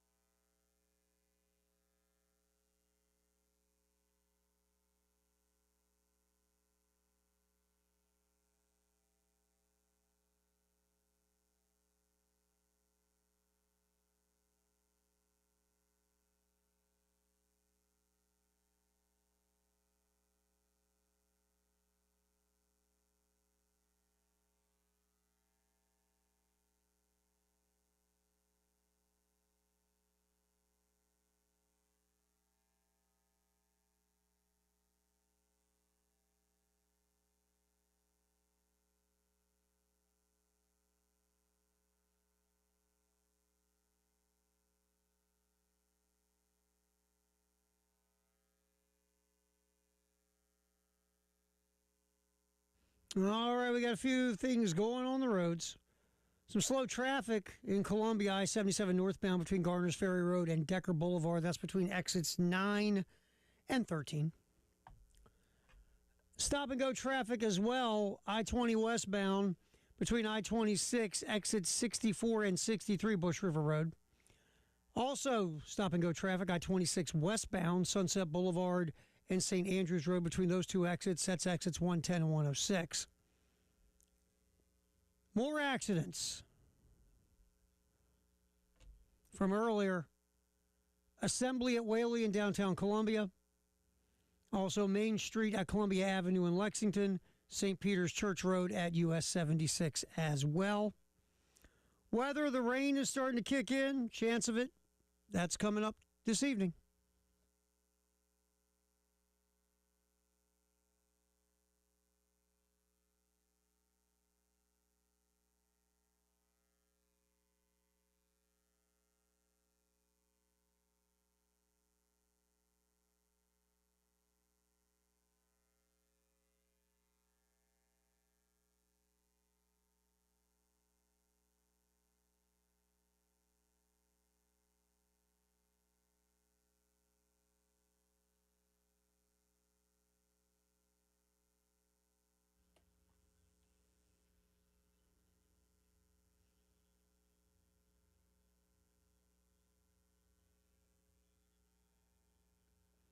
Time to check the 5 o'clock news, sponsored by our buds at Integrated Media. The women tonight on our sister station, B1067, taking on Oklahoma, the number 16th ranked Sooners in Norman. 7 o'clock pregame, 7:30 tip. And again, that's on our sister station tonight, B1067, part of our Thursday night women's basketball package on B. Oklahoma, an interesting team. They've lost 3 straight. All the ranked teams, all 4 of their losses this year to ranked teams. The last 3 in conference. The first 2 losses were close. The third loss to LSU was not close. The Tigers went to Norman and beat Oklahoma by 19. Oklahoma, 2 of these 3 losses have been on their home court. Oklahoma scuffling, probably desperate. If you were South Carolina, you were hoping maybe they would at least win against LSU at home. So you're not dealing with a team who's lost 3 in a row.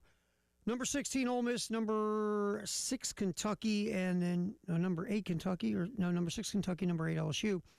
With the 3 losses. They lost earlier this year to, at the time, number 3 ranked UCLA.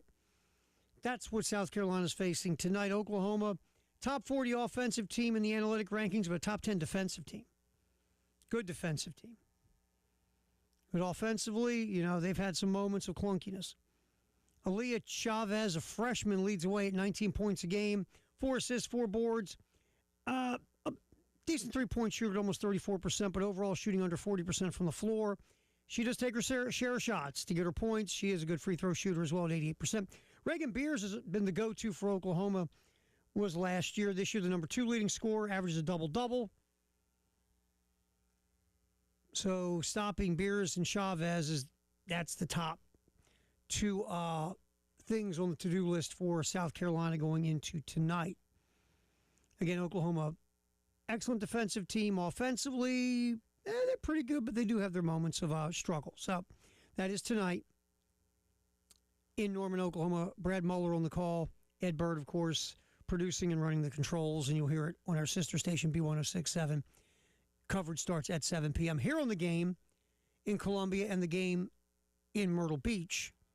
It's Carolina Calls with men's basketball coach Lamont Paris and play-by-play voice Derek Scott. That's 7 o'clock here in Columbia and in Myrtle Beach.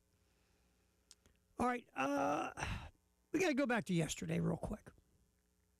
If you have not heard any of this, we're going to pop you a little bit of sound. Terry Pagula, the owner of the Buffalo Bills, basically jumping in. Brandon Beane, the GM, was asked about the lack of talent in the wide receiver room in Buffalo because, again, you're the GM. You're the one accumulating the talent to give to the head coach. Beane being promoted has not gone well in Buffalo. The idea that Sean McDermott was fired, but Brandon Beane was promoted, is a head-scratcher. You're basically saying the GM has given the head coach a ton of talent, and the head coach hasn't used it to its full abilities. This year, I would not agree with that. Buffalo was not super talented. Again, the wide receiver position, it might have been the worst group in the playoffs. That's number 1. Number 2, defensively, age and injuries hurt the defense. And restocking the defense hasn't gone as well as everyone hoped with young talent. Basically, what I'm saying here, and what people in Buffalo are saying is, wait a minute, you fired the head coach, but you kept the guy that didn't give him a Super Bowl roster and you promoted that guy?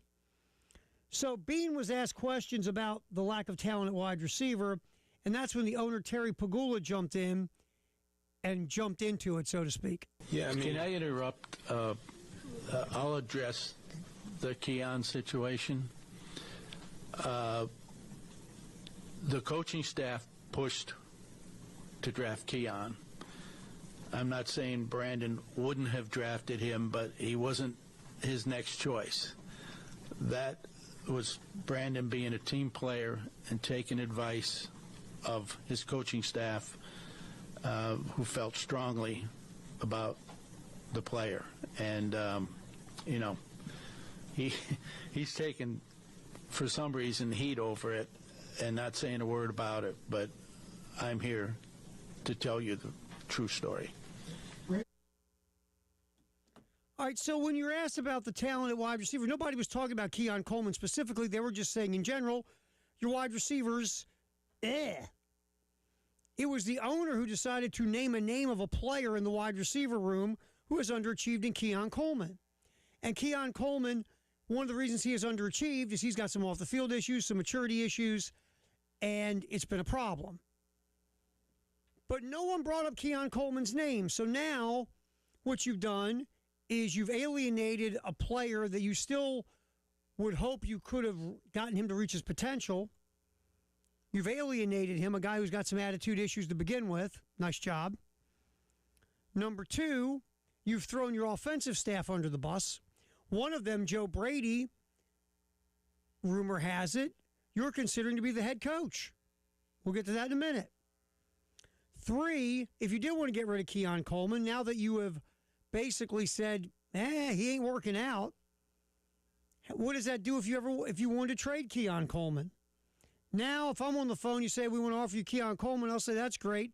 I'll send you, I don't know, a few footballs, maybe a kicking tee, some jock straps. I'm not giving you anything. And four, you made your organization kind of look silly with this presser. You did the opposite of what Ravens owner Steve Bisciotti did when he had a presser, what was it, a week and a half ago? You walked away from that if you're a player going, man, I want to play for that owner and that organization. You walk away from the Buffalo thing going, I want to play for that cat? That organization seems like a mess. Seems like Sean McDermott was performing above and beyond because the owners may sound like a dysfunctional crew, which you never thought about that in Buffalo. And look, I know people want to be the head coach for a team that has Josh Allen, but if you're a head coach, you kind of side-eyeing that whole thing going, ooh, do I really want to go there if I've got other options? So it was just a bad look all the way in general. And when you see the list of candidates, this is not good either. Joe Brady, the current offensive coordinator. The word is his relationship with Josh Allen is good. Brian Dable, yes, that failed head coach with the Giants.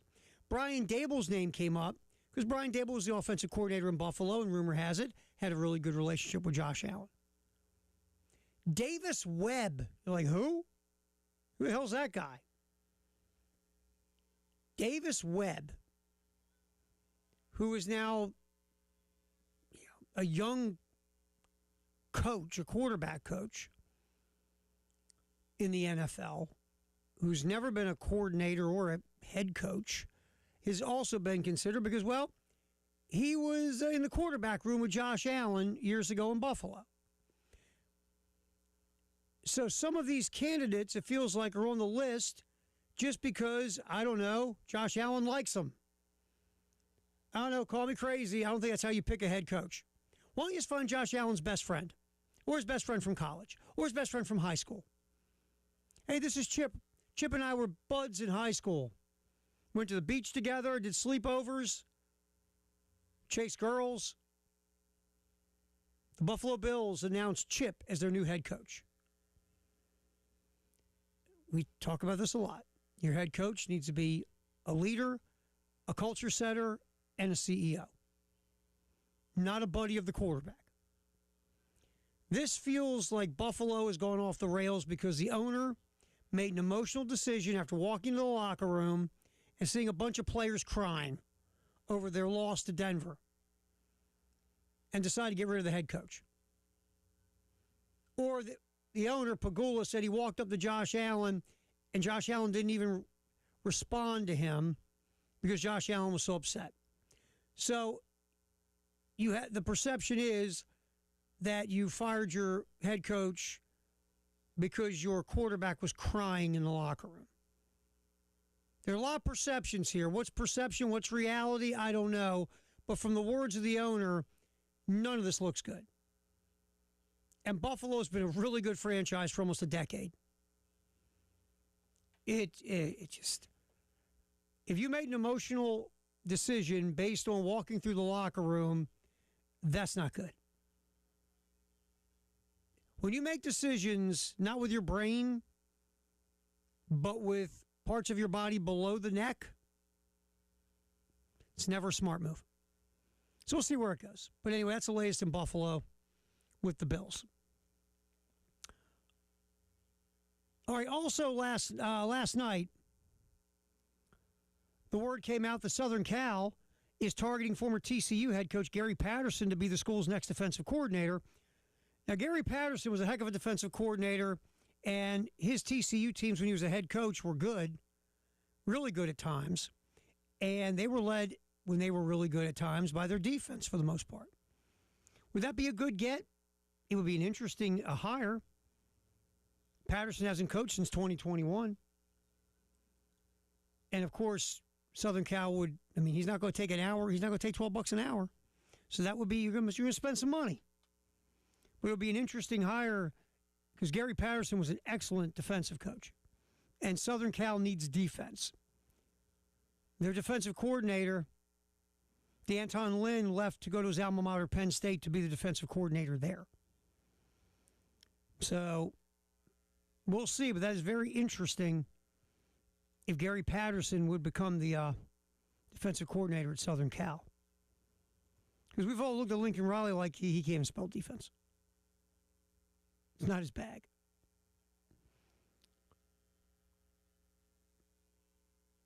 All right, a couple other little news and notes before we jump out of here. Sharon Moore returned to court, the former Michigan head coach. The lawyer for Moore says she is seeking to have home invasion and other charges against him dismissed. Authorities say Moore entered a woman's apartment, blamed her for him losing his job, grabbed butter knives and kitchen scissors, and threatened to kill himself. And that female who he allegedly broke into an apartment was a woman he was having a personal relationship with. You know the story. I'm not shocked. I do find it interesting that Sharon Moore's lawyer is female because, again, if you watch any crime shows or any lawyer shows, when you have any incident that involves a man with a woman, a lot of times that man is advised to get a female lawyer. So that's what's going on with Sharon Moore. Last little note here, the National Football League Players Association has fired the veteran lawyer who sued the union and top executives last month. Heather McPhee has been let go, and she was let go December 30th. Dismissal came less than 2 weeks after she sued the union for allegedly conspiring to keep her from cooperating with a year-long federal criminal inquiry into union finances. Boy, this has the smell of a TV movie. It just does. All right, so that is the 5 o'clock news sponsored by our Buds Integrated Media. We'll come back, jump into the Gamecock Notebook, talk more about tonight's game against Oklahoma for the women and what's next for the men in hoops, and also circle back to the Gamecocks and the transfer portal. All that's coming up on the postgame show. Terry Ford, appreciate you hanging out with us as we go till 6 on the game.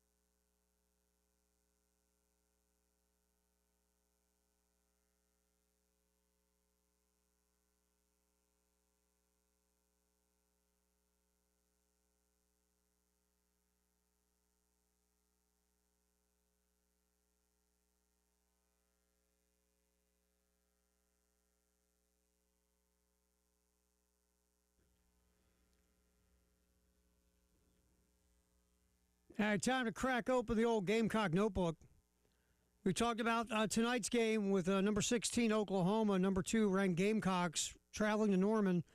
Oklahoma on a 3-game losing streak, 38th in the country in offensive efficiency, 7th in defensive efficiency, and 14th overall, if my memory serves me.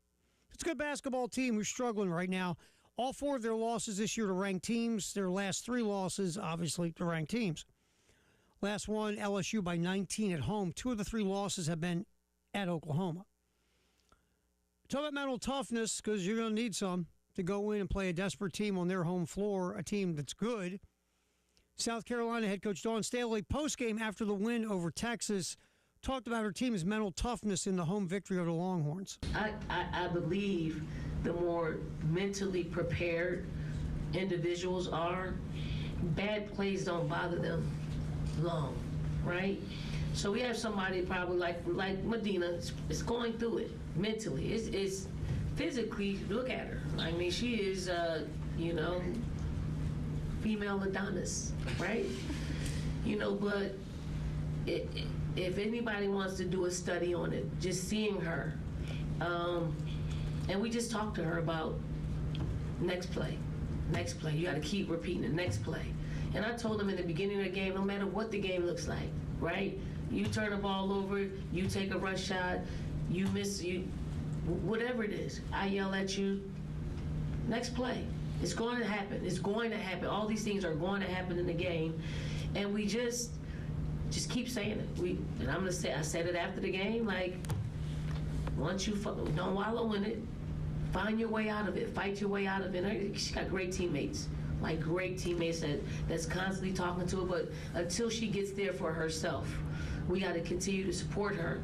And once she does, I think we're going to be a better team, but she also needs to see, even while she's going through it, we're still winning basketball game. Yeah, it's about mental toughness. And Dawn was specifically kind of talking about Medina Okot, but, I mean, the mental toughness, it's just next play. And it's easier said than done. And you ever, like in your life, someone say, hey, man, don't worry about it, just move on. Yeah, it's easy for you. It didn't happen to you. You didn't screw up. But it's true. It's just like in sports now, and you hear this a lot anymore. Curt Cignetti talked about it in Indiana every 6 seconds. Next play, next play, next play. And that's the thing. It's like, the last thing you want to do is let the previous play affect the next play. If you screw up, who cares? Go to the next play. You can't fix the last play, but you can move forward and be successful on the next play. You hear it a lot. So that's what Dawn's talking about when it comes to just mental toughness. All right, Raven Johnson was huge in the Texas game down the stretch with a couple of big buckets. Here's Dawn talking about Raven. No, I didn't. I mean, Raven's a playmaker. I think I did ask her after the game, what was she thinking in that moment? She was upset that she missed Joyce on a probably one of the easier plays, but she just overthrew the pass. So I guess that meant I'm gonna shoot it and pass it, and she actually delivered. So yeah, I mean, Raven had a couple of big buckets at the end of the game. That's the one thing. I mean, Raven's obviously a huge veteran, been through a lot, won national championship, has lost in the Final Four in the championship game. So she's gone through the ringer of ups and downs and everything. And she wouldn't have taken those 2 shots in previous years against Texas. But now, after being around for so long, she's got the confidence. If I got to go make a play and be aggressive to the rim, I can go make a play. We are rolling the Gamecock Notebook. Terry Ford, appreciate you hanging around as we are moving along till 6 here on the Game and the Game Network. All right, so the men, they won't go back at it again until the weekend. They're at A&M going up against Buckyball. Bucky McMillan, very fast-paced basketball, very up-tempo, against something sort of like Arkansas, but a different style. But Arkansas and Texas A&M play almost the same pace, but it's just a different style of play. Lamont Paris, after the win over Oklahoma at home this week, talked about Miles Studi made a few shots in that win over Oklahoma. Post-game, Lamont talked about Miles Studi and the older guys on the team. He did. He did play well down the stretch. We ran a play for him. He made it. You get in these games in this league, and it's going to come down to what your older guys do. It is, your experienced guys. And Michi and Miles, and that's what I keep trying to tell Mike and Colby. Those guys have been around the block. Those guys are the ones that have to be able to make real plays and decisions. Then, you sprinkle in the young guys, and some days they have it, some days they don't. If they can help, Grant went out there and splashed one in finally. But you got to rely on your older guys, and I thought this was a perfect example of it for Miles. We're going to need Miles for the long haul to win games in this league, and so hopefully this really gets his confidence headed fast in the right direction. Look, Miles Studi, his calling card is nailing threes. It has not been consistent this year like in the past. You hope you can get him going. Look, you need all the help you can get. And Miles Studi's a veteran. Feels like he's been here 10 years. But you got to get him confident from the three-point line. You just do. And the veterans, you have a bunch of veteran guys on this team. Something that's come out or leaked out here in the last week and a half, and some of it's come from the coach talking post-game, is this team isn't cohesive yet. There's still guys are trying to figure out who the leader is, the vocal leaders, and guys are, it's just not gelling. Just some of the basic things. Lamont says it's not basketball stuff. But sometimes those are the toughest things. So this team, the older guys have to step up on this team and take ownership. They just do. If you want to say it's led by Michi Johnson, that's fine. He's been here before. These other players haven't. They've come through the portal. But Texas A&M is going to play super fast. A&M's lost one conference game. They're tied for the lead in the league. They're going to come after you. They are. They're super aggressive. They play a fast style. Their average possession length is 13th in the country. They play so quick. And they're good at making threes, they're good at making twos, solid at the line.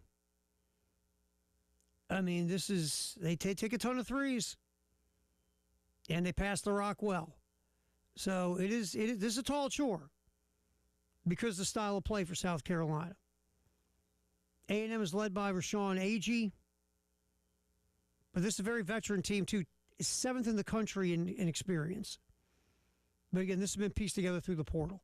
So, anyway, that is Saturday. Pre-game 3 o'clock, tip 3:30, South Carolina at Texas A&M. And again, if the Gamecocks get off to a good start, they're making buckets. Yeah. Could they hang in this game? Sure. But this is one of those games you don't want to start slow. Because all of a sudden, it could be like a tidal wave on you. So starting quick, or at least holding your own in that first 5 or 10 minutes, to me is important. So, South Carolina and A&M. All right, there's your Gamecock Notebook. Appreciate you hanging out with us. We will pop back in here, do a drive around the SEC, get you caught up on a couple things. Jay and I had a conversation about what's wrong with SEC football. We'll get back into that and also take a look at the schedule for men's and women's basketball in the SEC. That is coming up next here on the Postgame Show. Terry Ford, appreciate you hanging out with us as we just roll this baby up until 6 on the game.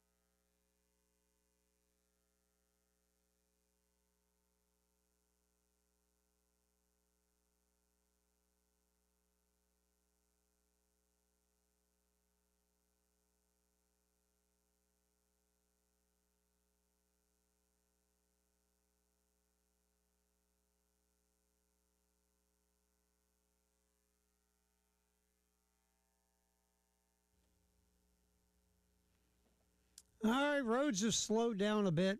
We still have a few accidents. Clemson Road at Two Notch in Richland. Also, I-126 westbound at I-26. And Two Notch again involved at Brickyard. Have some slow traffic as well. I-20 westbound between Faro Road and Monticello Road. That's between exits 72 and 68 on I-20 westbound. More slow traffic, stop and go. I-20 westbound between Broad River Road and Bush River Road, exits 65 to 63. And I-26 westbound between Sunset Boulevard, that's exit 110, and St. Andrews Road, that's exit 106. We'll jump back in here, a drive around the SEC, get you caught up on the schedules for the men and women in hoops, and also go back to our conversation Jay and I had about SEC football. That's next on the Postgame Show.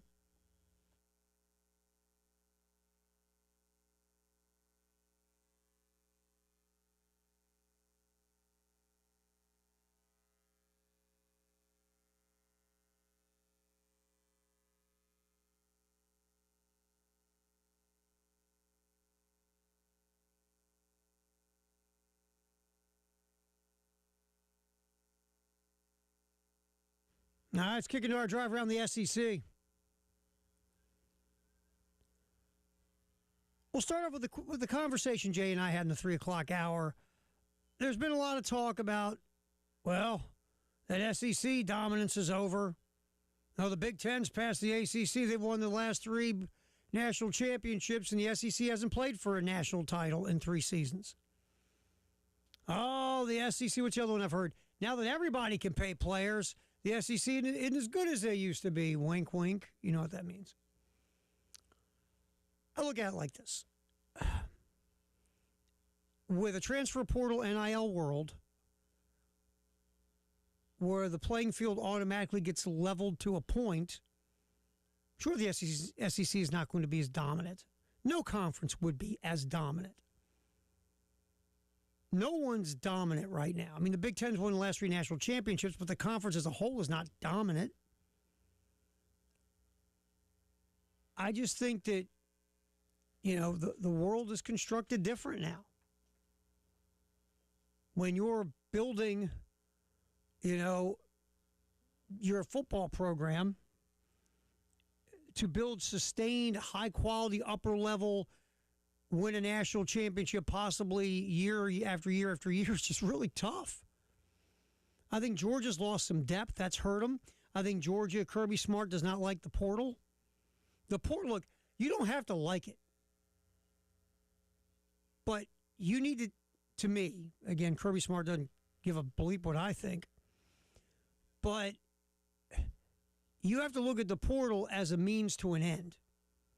For an example, Georgia's losing depth because, you know, those 5-star and high 4-stars who would wait their turn at Georgia, they don't wait their turn anymore. They're like, well, screw this. I can go in the portal, go to another team where I can play, and get me some more NIL money.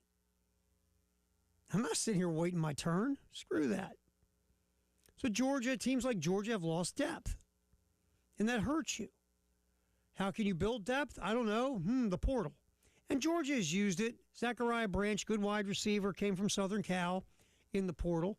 Georgia has dipped their toe in the portal, but Kirby really doesn't use it, but for certain strategic reasons. And I said this to Jay. I just really think one thing that the portal has done is teams like Indiana, for example, a ton of veteran players, good players who are vets, who are in their 20s. I'm sorry, good players in their 20s are going to win a lot of battles against good players who are 19. The difference between 19 and 22 is a huge difference. I remember being 19. I remember being 22. Huge difference. You're 22, 23 years old. You're a grown man. You're 19. You still got zits. You can't grow a full beard. You got that little patchy thing. Looks like somebody glued hair on your face. I think, if the SEC wants to have a big meeting like they did about basketball a few years ago, you say, okay, let's look at what is successful now. We've got to get ourselves back on track. And some of the things you're looking at is what we just riffed on. So I think you have to look at the portal if you don't use it and say, okay, how can this benefit my program? Veterans, depth, things of that nature. I mean, obviously you lost Nick Saban. That's a huge blow to the SEC because Alabama was an iconic dynasty, which most likely we're not going to see again for a long time. So, I mean, Georgia not replacing Bama in that spot has hurt. And you don't have super teams right now in the SEC. You have really good teams. I mean, Ole Miss got to the semis of the college football playoff and had a chance to, beat Miami and play for the title. So, I mean, Ole Miss has been good the last few years. Really good. Tennessee has been in the playoff. You've got good teams in this conference. It's just not to the level it was of good, like we see in the past, but doesn't mean the conference is dead or whatever. No, not at all. Not at all. But are they as dominant as they used to be? No. All right, so the men in basketball, no games till Saturday. One intriguing matchup will be Tennessee going to number 17, Alabama. Both teams have been underwhelming. Bama, really good on offense, really not good on defense. 3-2 in the league. Bama's got 5 losses on the year. Tennessee, they've stumbled lately, 2-3 in league play. Their last 2 losses, they got boat raced by Florida and then blew a 17-point lead and choked it away against Kentucky. Tennessee really both teams need a W. So that'll be on Saturday, 8:30 ESPN. The women have a full slate going tonight, highlighted by South Carolina and Oklahoma. Also, number 11, Kentucky, number 17, Tennessee. That game's in Knoxville. Tennessee undefeated in SEC play. Kentucky's 4-2. 2 really good squads going at it in Knoxville. Kentucky, like I said, they've lost a couple. They're 2-2 in their last 4 games, losing at Alabama and at Mississippi State. They did beat Oklahoma at home and beat Florida. So Kentucky, they could use a win against an undefeated in the SEC Tennessee squad. And that's the only ranked violence in the SEC. Auburn goes to undefeated Vandy. Weather permitting, Vanderbilt's coming to CLA on Sunday. 2:30 pregame, 3 o'clock tip right here on 107.5 The Game. And if Vanderbilt does beat Auburn, they should at home. And if South Carolina can handle their business in Norman tonight, you'll have 2 6-0 teams in the SEC going at it here in Columbia. Number 18, Ole Miss goes to Missouri tonight. Georgia and Arkansas do battle. Number 6, LSU at Texas A&M. LSU's kind of got their stuff turned around. Tigers lost 2 straight to Kentucky and Vandy, but have bounced back and now won 3 in a row, winning at Georgia, taking out number 2 Texas, and beating number 13 Oklahoma. And the Texas game was in Baton Rouge. The Oklahoma game was in Norman. And that, I believe, is it for what's going on in the SEC tonight with the women. Of course, the SEC, much deeper league than it used to be. You look at the women's side. Now I'm going to the Bart Torvik analytic rankings. They're like Ken Palm, but for women. Texas number 3, South Carolina number 4 in the analytics, LSU number 5, Vandy number 7, Tennessee number 12, Oklahoma number 14, Kentucky number 16, Alabama number 25. It's a lot of teams from the SEC. So basically, I'm saying is we're so used to South Carolina just torching the SEC. Maybe it's not like that this year. Maybe these games are a lot closer for South Carolina, like that Texas game at CLA last week. But nothing wrong with a good league. Just sharpens you up and makes you better, hopefully, when you get to the tournament. But point is, much deeper league with good teams this year in the SEC. And again tonight, 7 o'clock pregame, 7:30 tip. Number 2, South Carolina. Number 16, Oklahoma and Norman. You can hear it at our sister station, B1067. We'll have Carolina calls here on 107.5 The Game in Columbia and our affiliate 100.3 The Game in Myrtle Beach with Lamont Paris and Derek Scott again 7 p.m. for that. All right, a couple stories that have popped that we didn't get to earlier in the show. One's breaking news right now. One we didn't get a chance to hit on that we will revisit coming up next. The Ravens could have a new head coach, and the Mets did a really nice job by trading for a starting pitcher. We're going to get to those next here on the postgame show as we wrap it up here on the Game and the Game Network.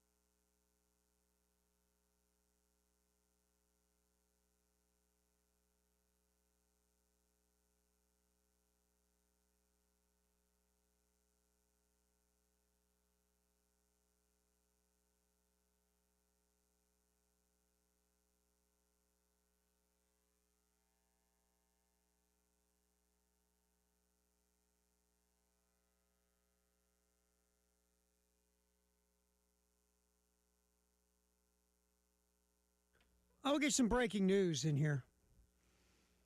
The Baltimore Ravens will hire L.A. Charger defensive coordinator Jesse Minter as their new head coach. Not a surprise. Mentor's done a lot of work with the Harbaugh family. He was a defensive assistant with the Ravens. He started his coaching career under John Harbaugh from 2017 to 2020. Then, when John Harbaugh stole Jim Harbaugh's defensive coordinator, Mike McDonald, to come to the Ravens, Jim then hired Jesse Minter to be his defensive coordinator at Michigan. Minter had been with Harbaugh at Michigan for 2 years and now with the Chargers for 2 years. Chargers defense has been good under Jesse Minter. 42 years old, first head coaching gig, knows the Raven culture from being in Baltimore. I guess my only thing is, again, I say this all the time, head coach, CEO, culture builder, ultimate leader. But what Minter is also going to have to do is connect with Lamar Jackson, also hold Lamar accountable, and go get an offensive coordinator to make sure the Raven offense continues to be cooking like it was under Todd Monken for 2 of Monken's 3 years. Offense wasn't as good last year because Lamar was hurt all year. But the first 2 seasons Lamar was healthy under Monken, won an MVP award. Second year's numbers are even better than his MVP year, and he finished second. That's what Jesse Minter has to do. Connect with Lamar, but hold Lamar accountable. There was a story coming out by a guy, Baltimore Sun reporter, columnist who I've known for years. He doesn't put stuff out unless he gets it from reliable sources, saying Lamar falls asleep during meetings. They had to move meeting times because he was up late playing video games. You got to hold Lamar accountable if you're the new head coach, but you also have to connect with him. And you got to hire an offensive coordinator who's going to keep that offense as explosive as it was those 2 first years under Todd Monken when Lamar was healthy. So Jesse Minter will be the new head coach of the Baltimore Ravens, defensive coordinator with the LA Chargers. Another story that popped, Freddie Peralta, really good pitcher for the Milwaukee Brewers. Last year, excellent. ERA was under 3, was relatively healthy, started 33 games. One of 2 pitchers, the other is Dylan Cease, with at least 200 strikeouts each of the last 3 seasons. Peralta's on the final year of, ready for this, $8 million. I can't believe I'm saying this out loud. That's all he's getting paid. That's a team-friendly deal. Well, don't you wish you worked at a job where someone says, man, you only make $8 million? How cool would that be? So Peralta picked up by the Mets. Here's why this trade is good for the Mets. They gave up 2 prospects, Brandon Sproat and Jet Williams. I think Sproat is the number 3 prospect in the system. Williams is 5th. See, that's a lot, Tara. Well, no, the Mets have a couple of other prospects that are top 20 prospects in baseball. The Mets did not deal in this trade. So, and also the Mets get fellow right-hander Tobias Myers from Milwaukee as well. And Myers is a solid young starter, and he's pitched a little bit in the pen. So good trade by the Mets. You get a high-level starting pitcher on a team-friendly deal, and you don't give up any of your high-level prospects. So nice work by the Mets. Just saying. And if you're a Brewers fan, this is why baseball is frustrating if you're a fan of a team in a small market. The Brewers have been trading valuable pieces the last few years. Traded Corbin Burns, starting pitcher, to the Orioles a few years ago. Devin Williams, their all-star closer, to the Yankees. You're trading Freddie Peralta. But the Brewers, to their credit, continue to be a playoff-level team. But it just drives you crazy because you see the team you have, and you know if you're a fan of a small market squad, the really, really good players are going to leave at some point because you can't afford to keep them.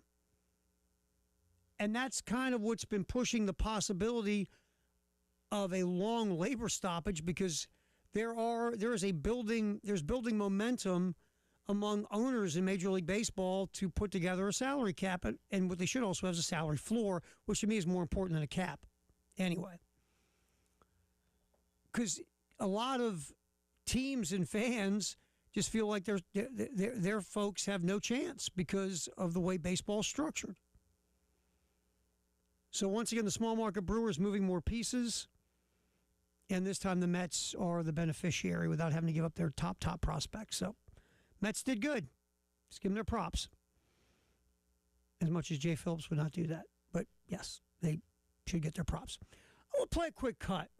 Mick Cronin, the head coach at UCLA, wanted to thank the Big Ten for the schedule the Big Ten gave UCLA basketball. And I want to thank the Big Ten for giving us 5 of our first 7 on the road, bringing Purdue here on Thursday night,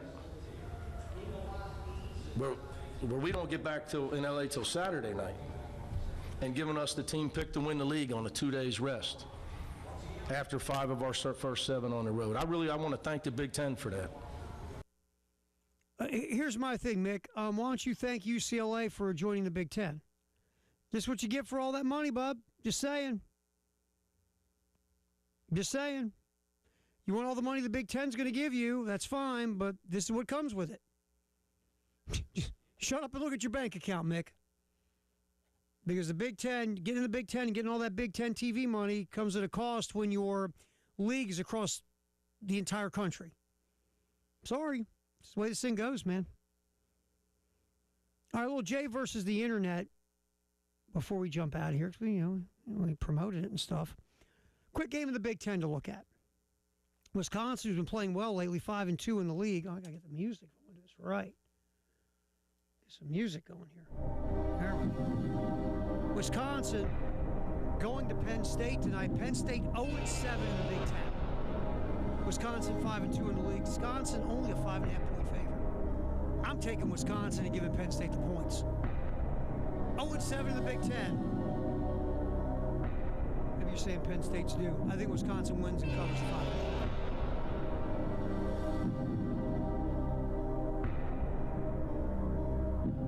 That's just me. Also tonight, as we go off the grid a little bit, some of the other games, there's not a ranked team in play. College of Charleston is hosting Campbell. College of Charleston 4-2 in league play. Campbell 3-3. College of Charleston 3.5-point favorite at home. Let's take College of Charleston. Same.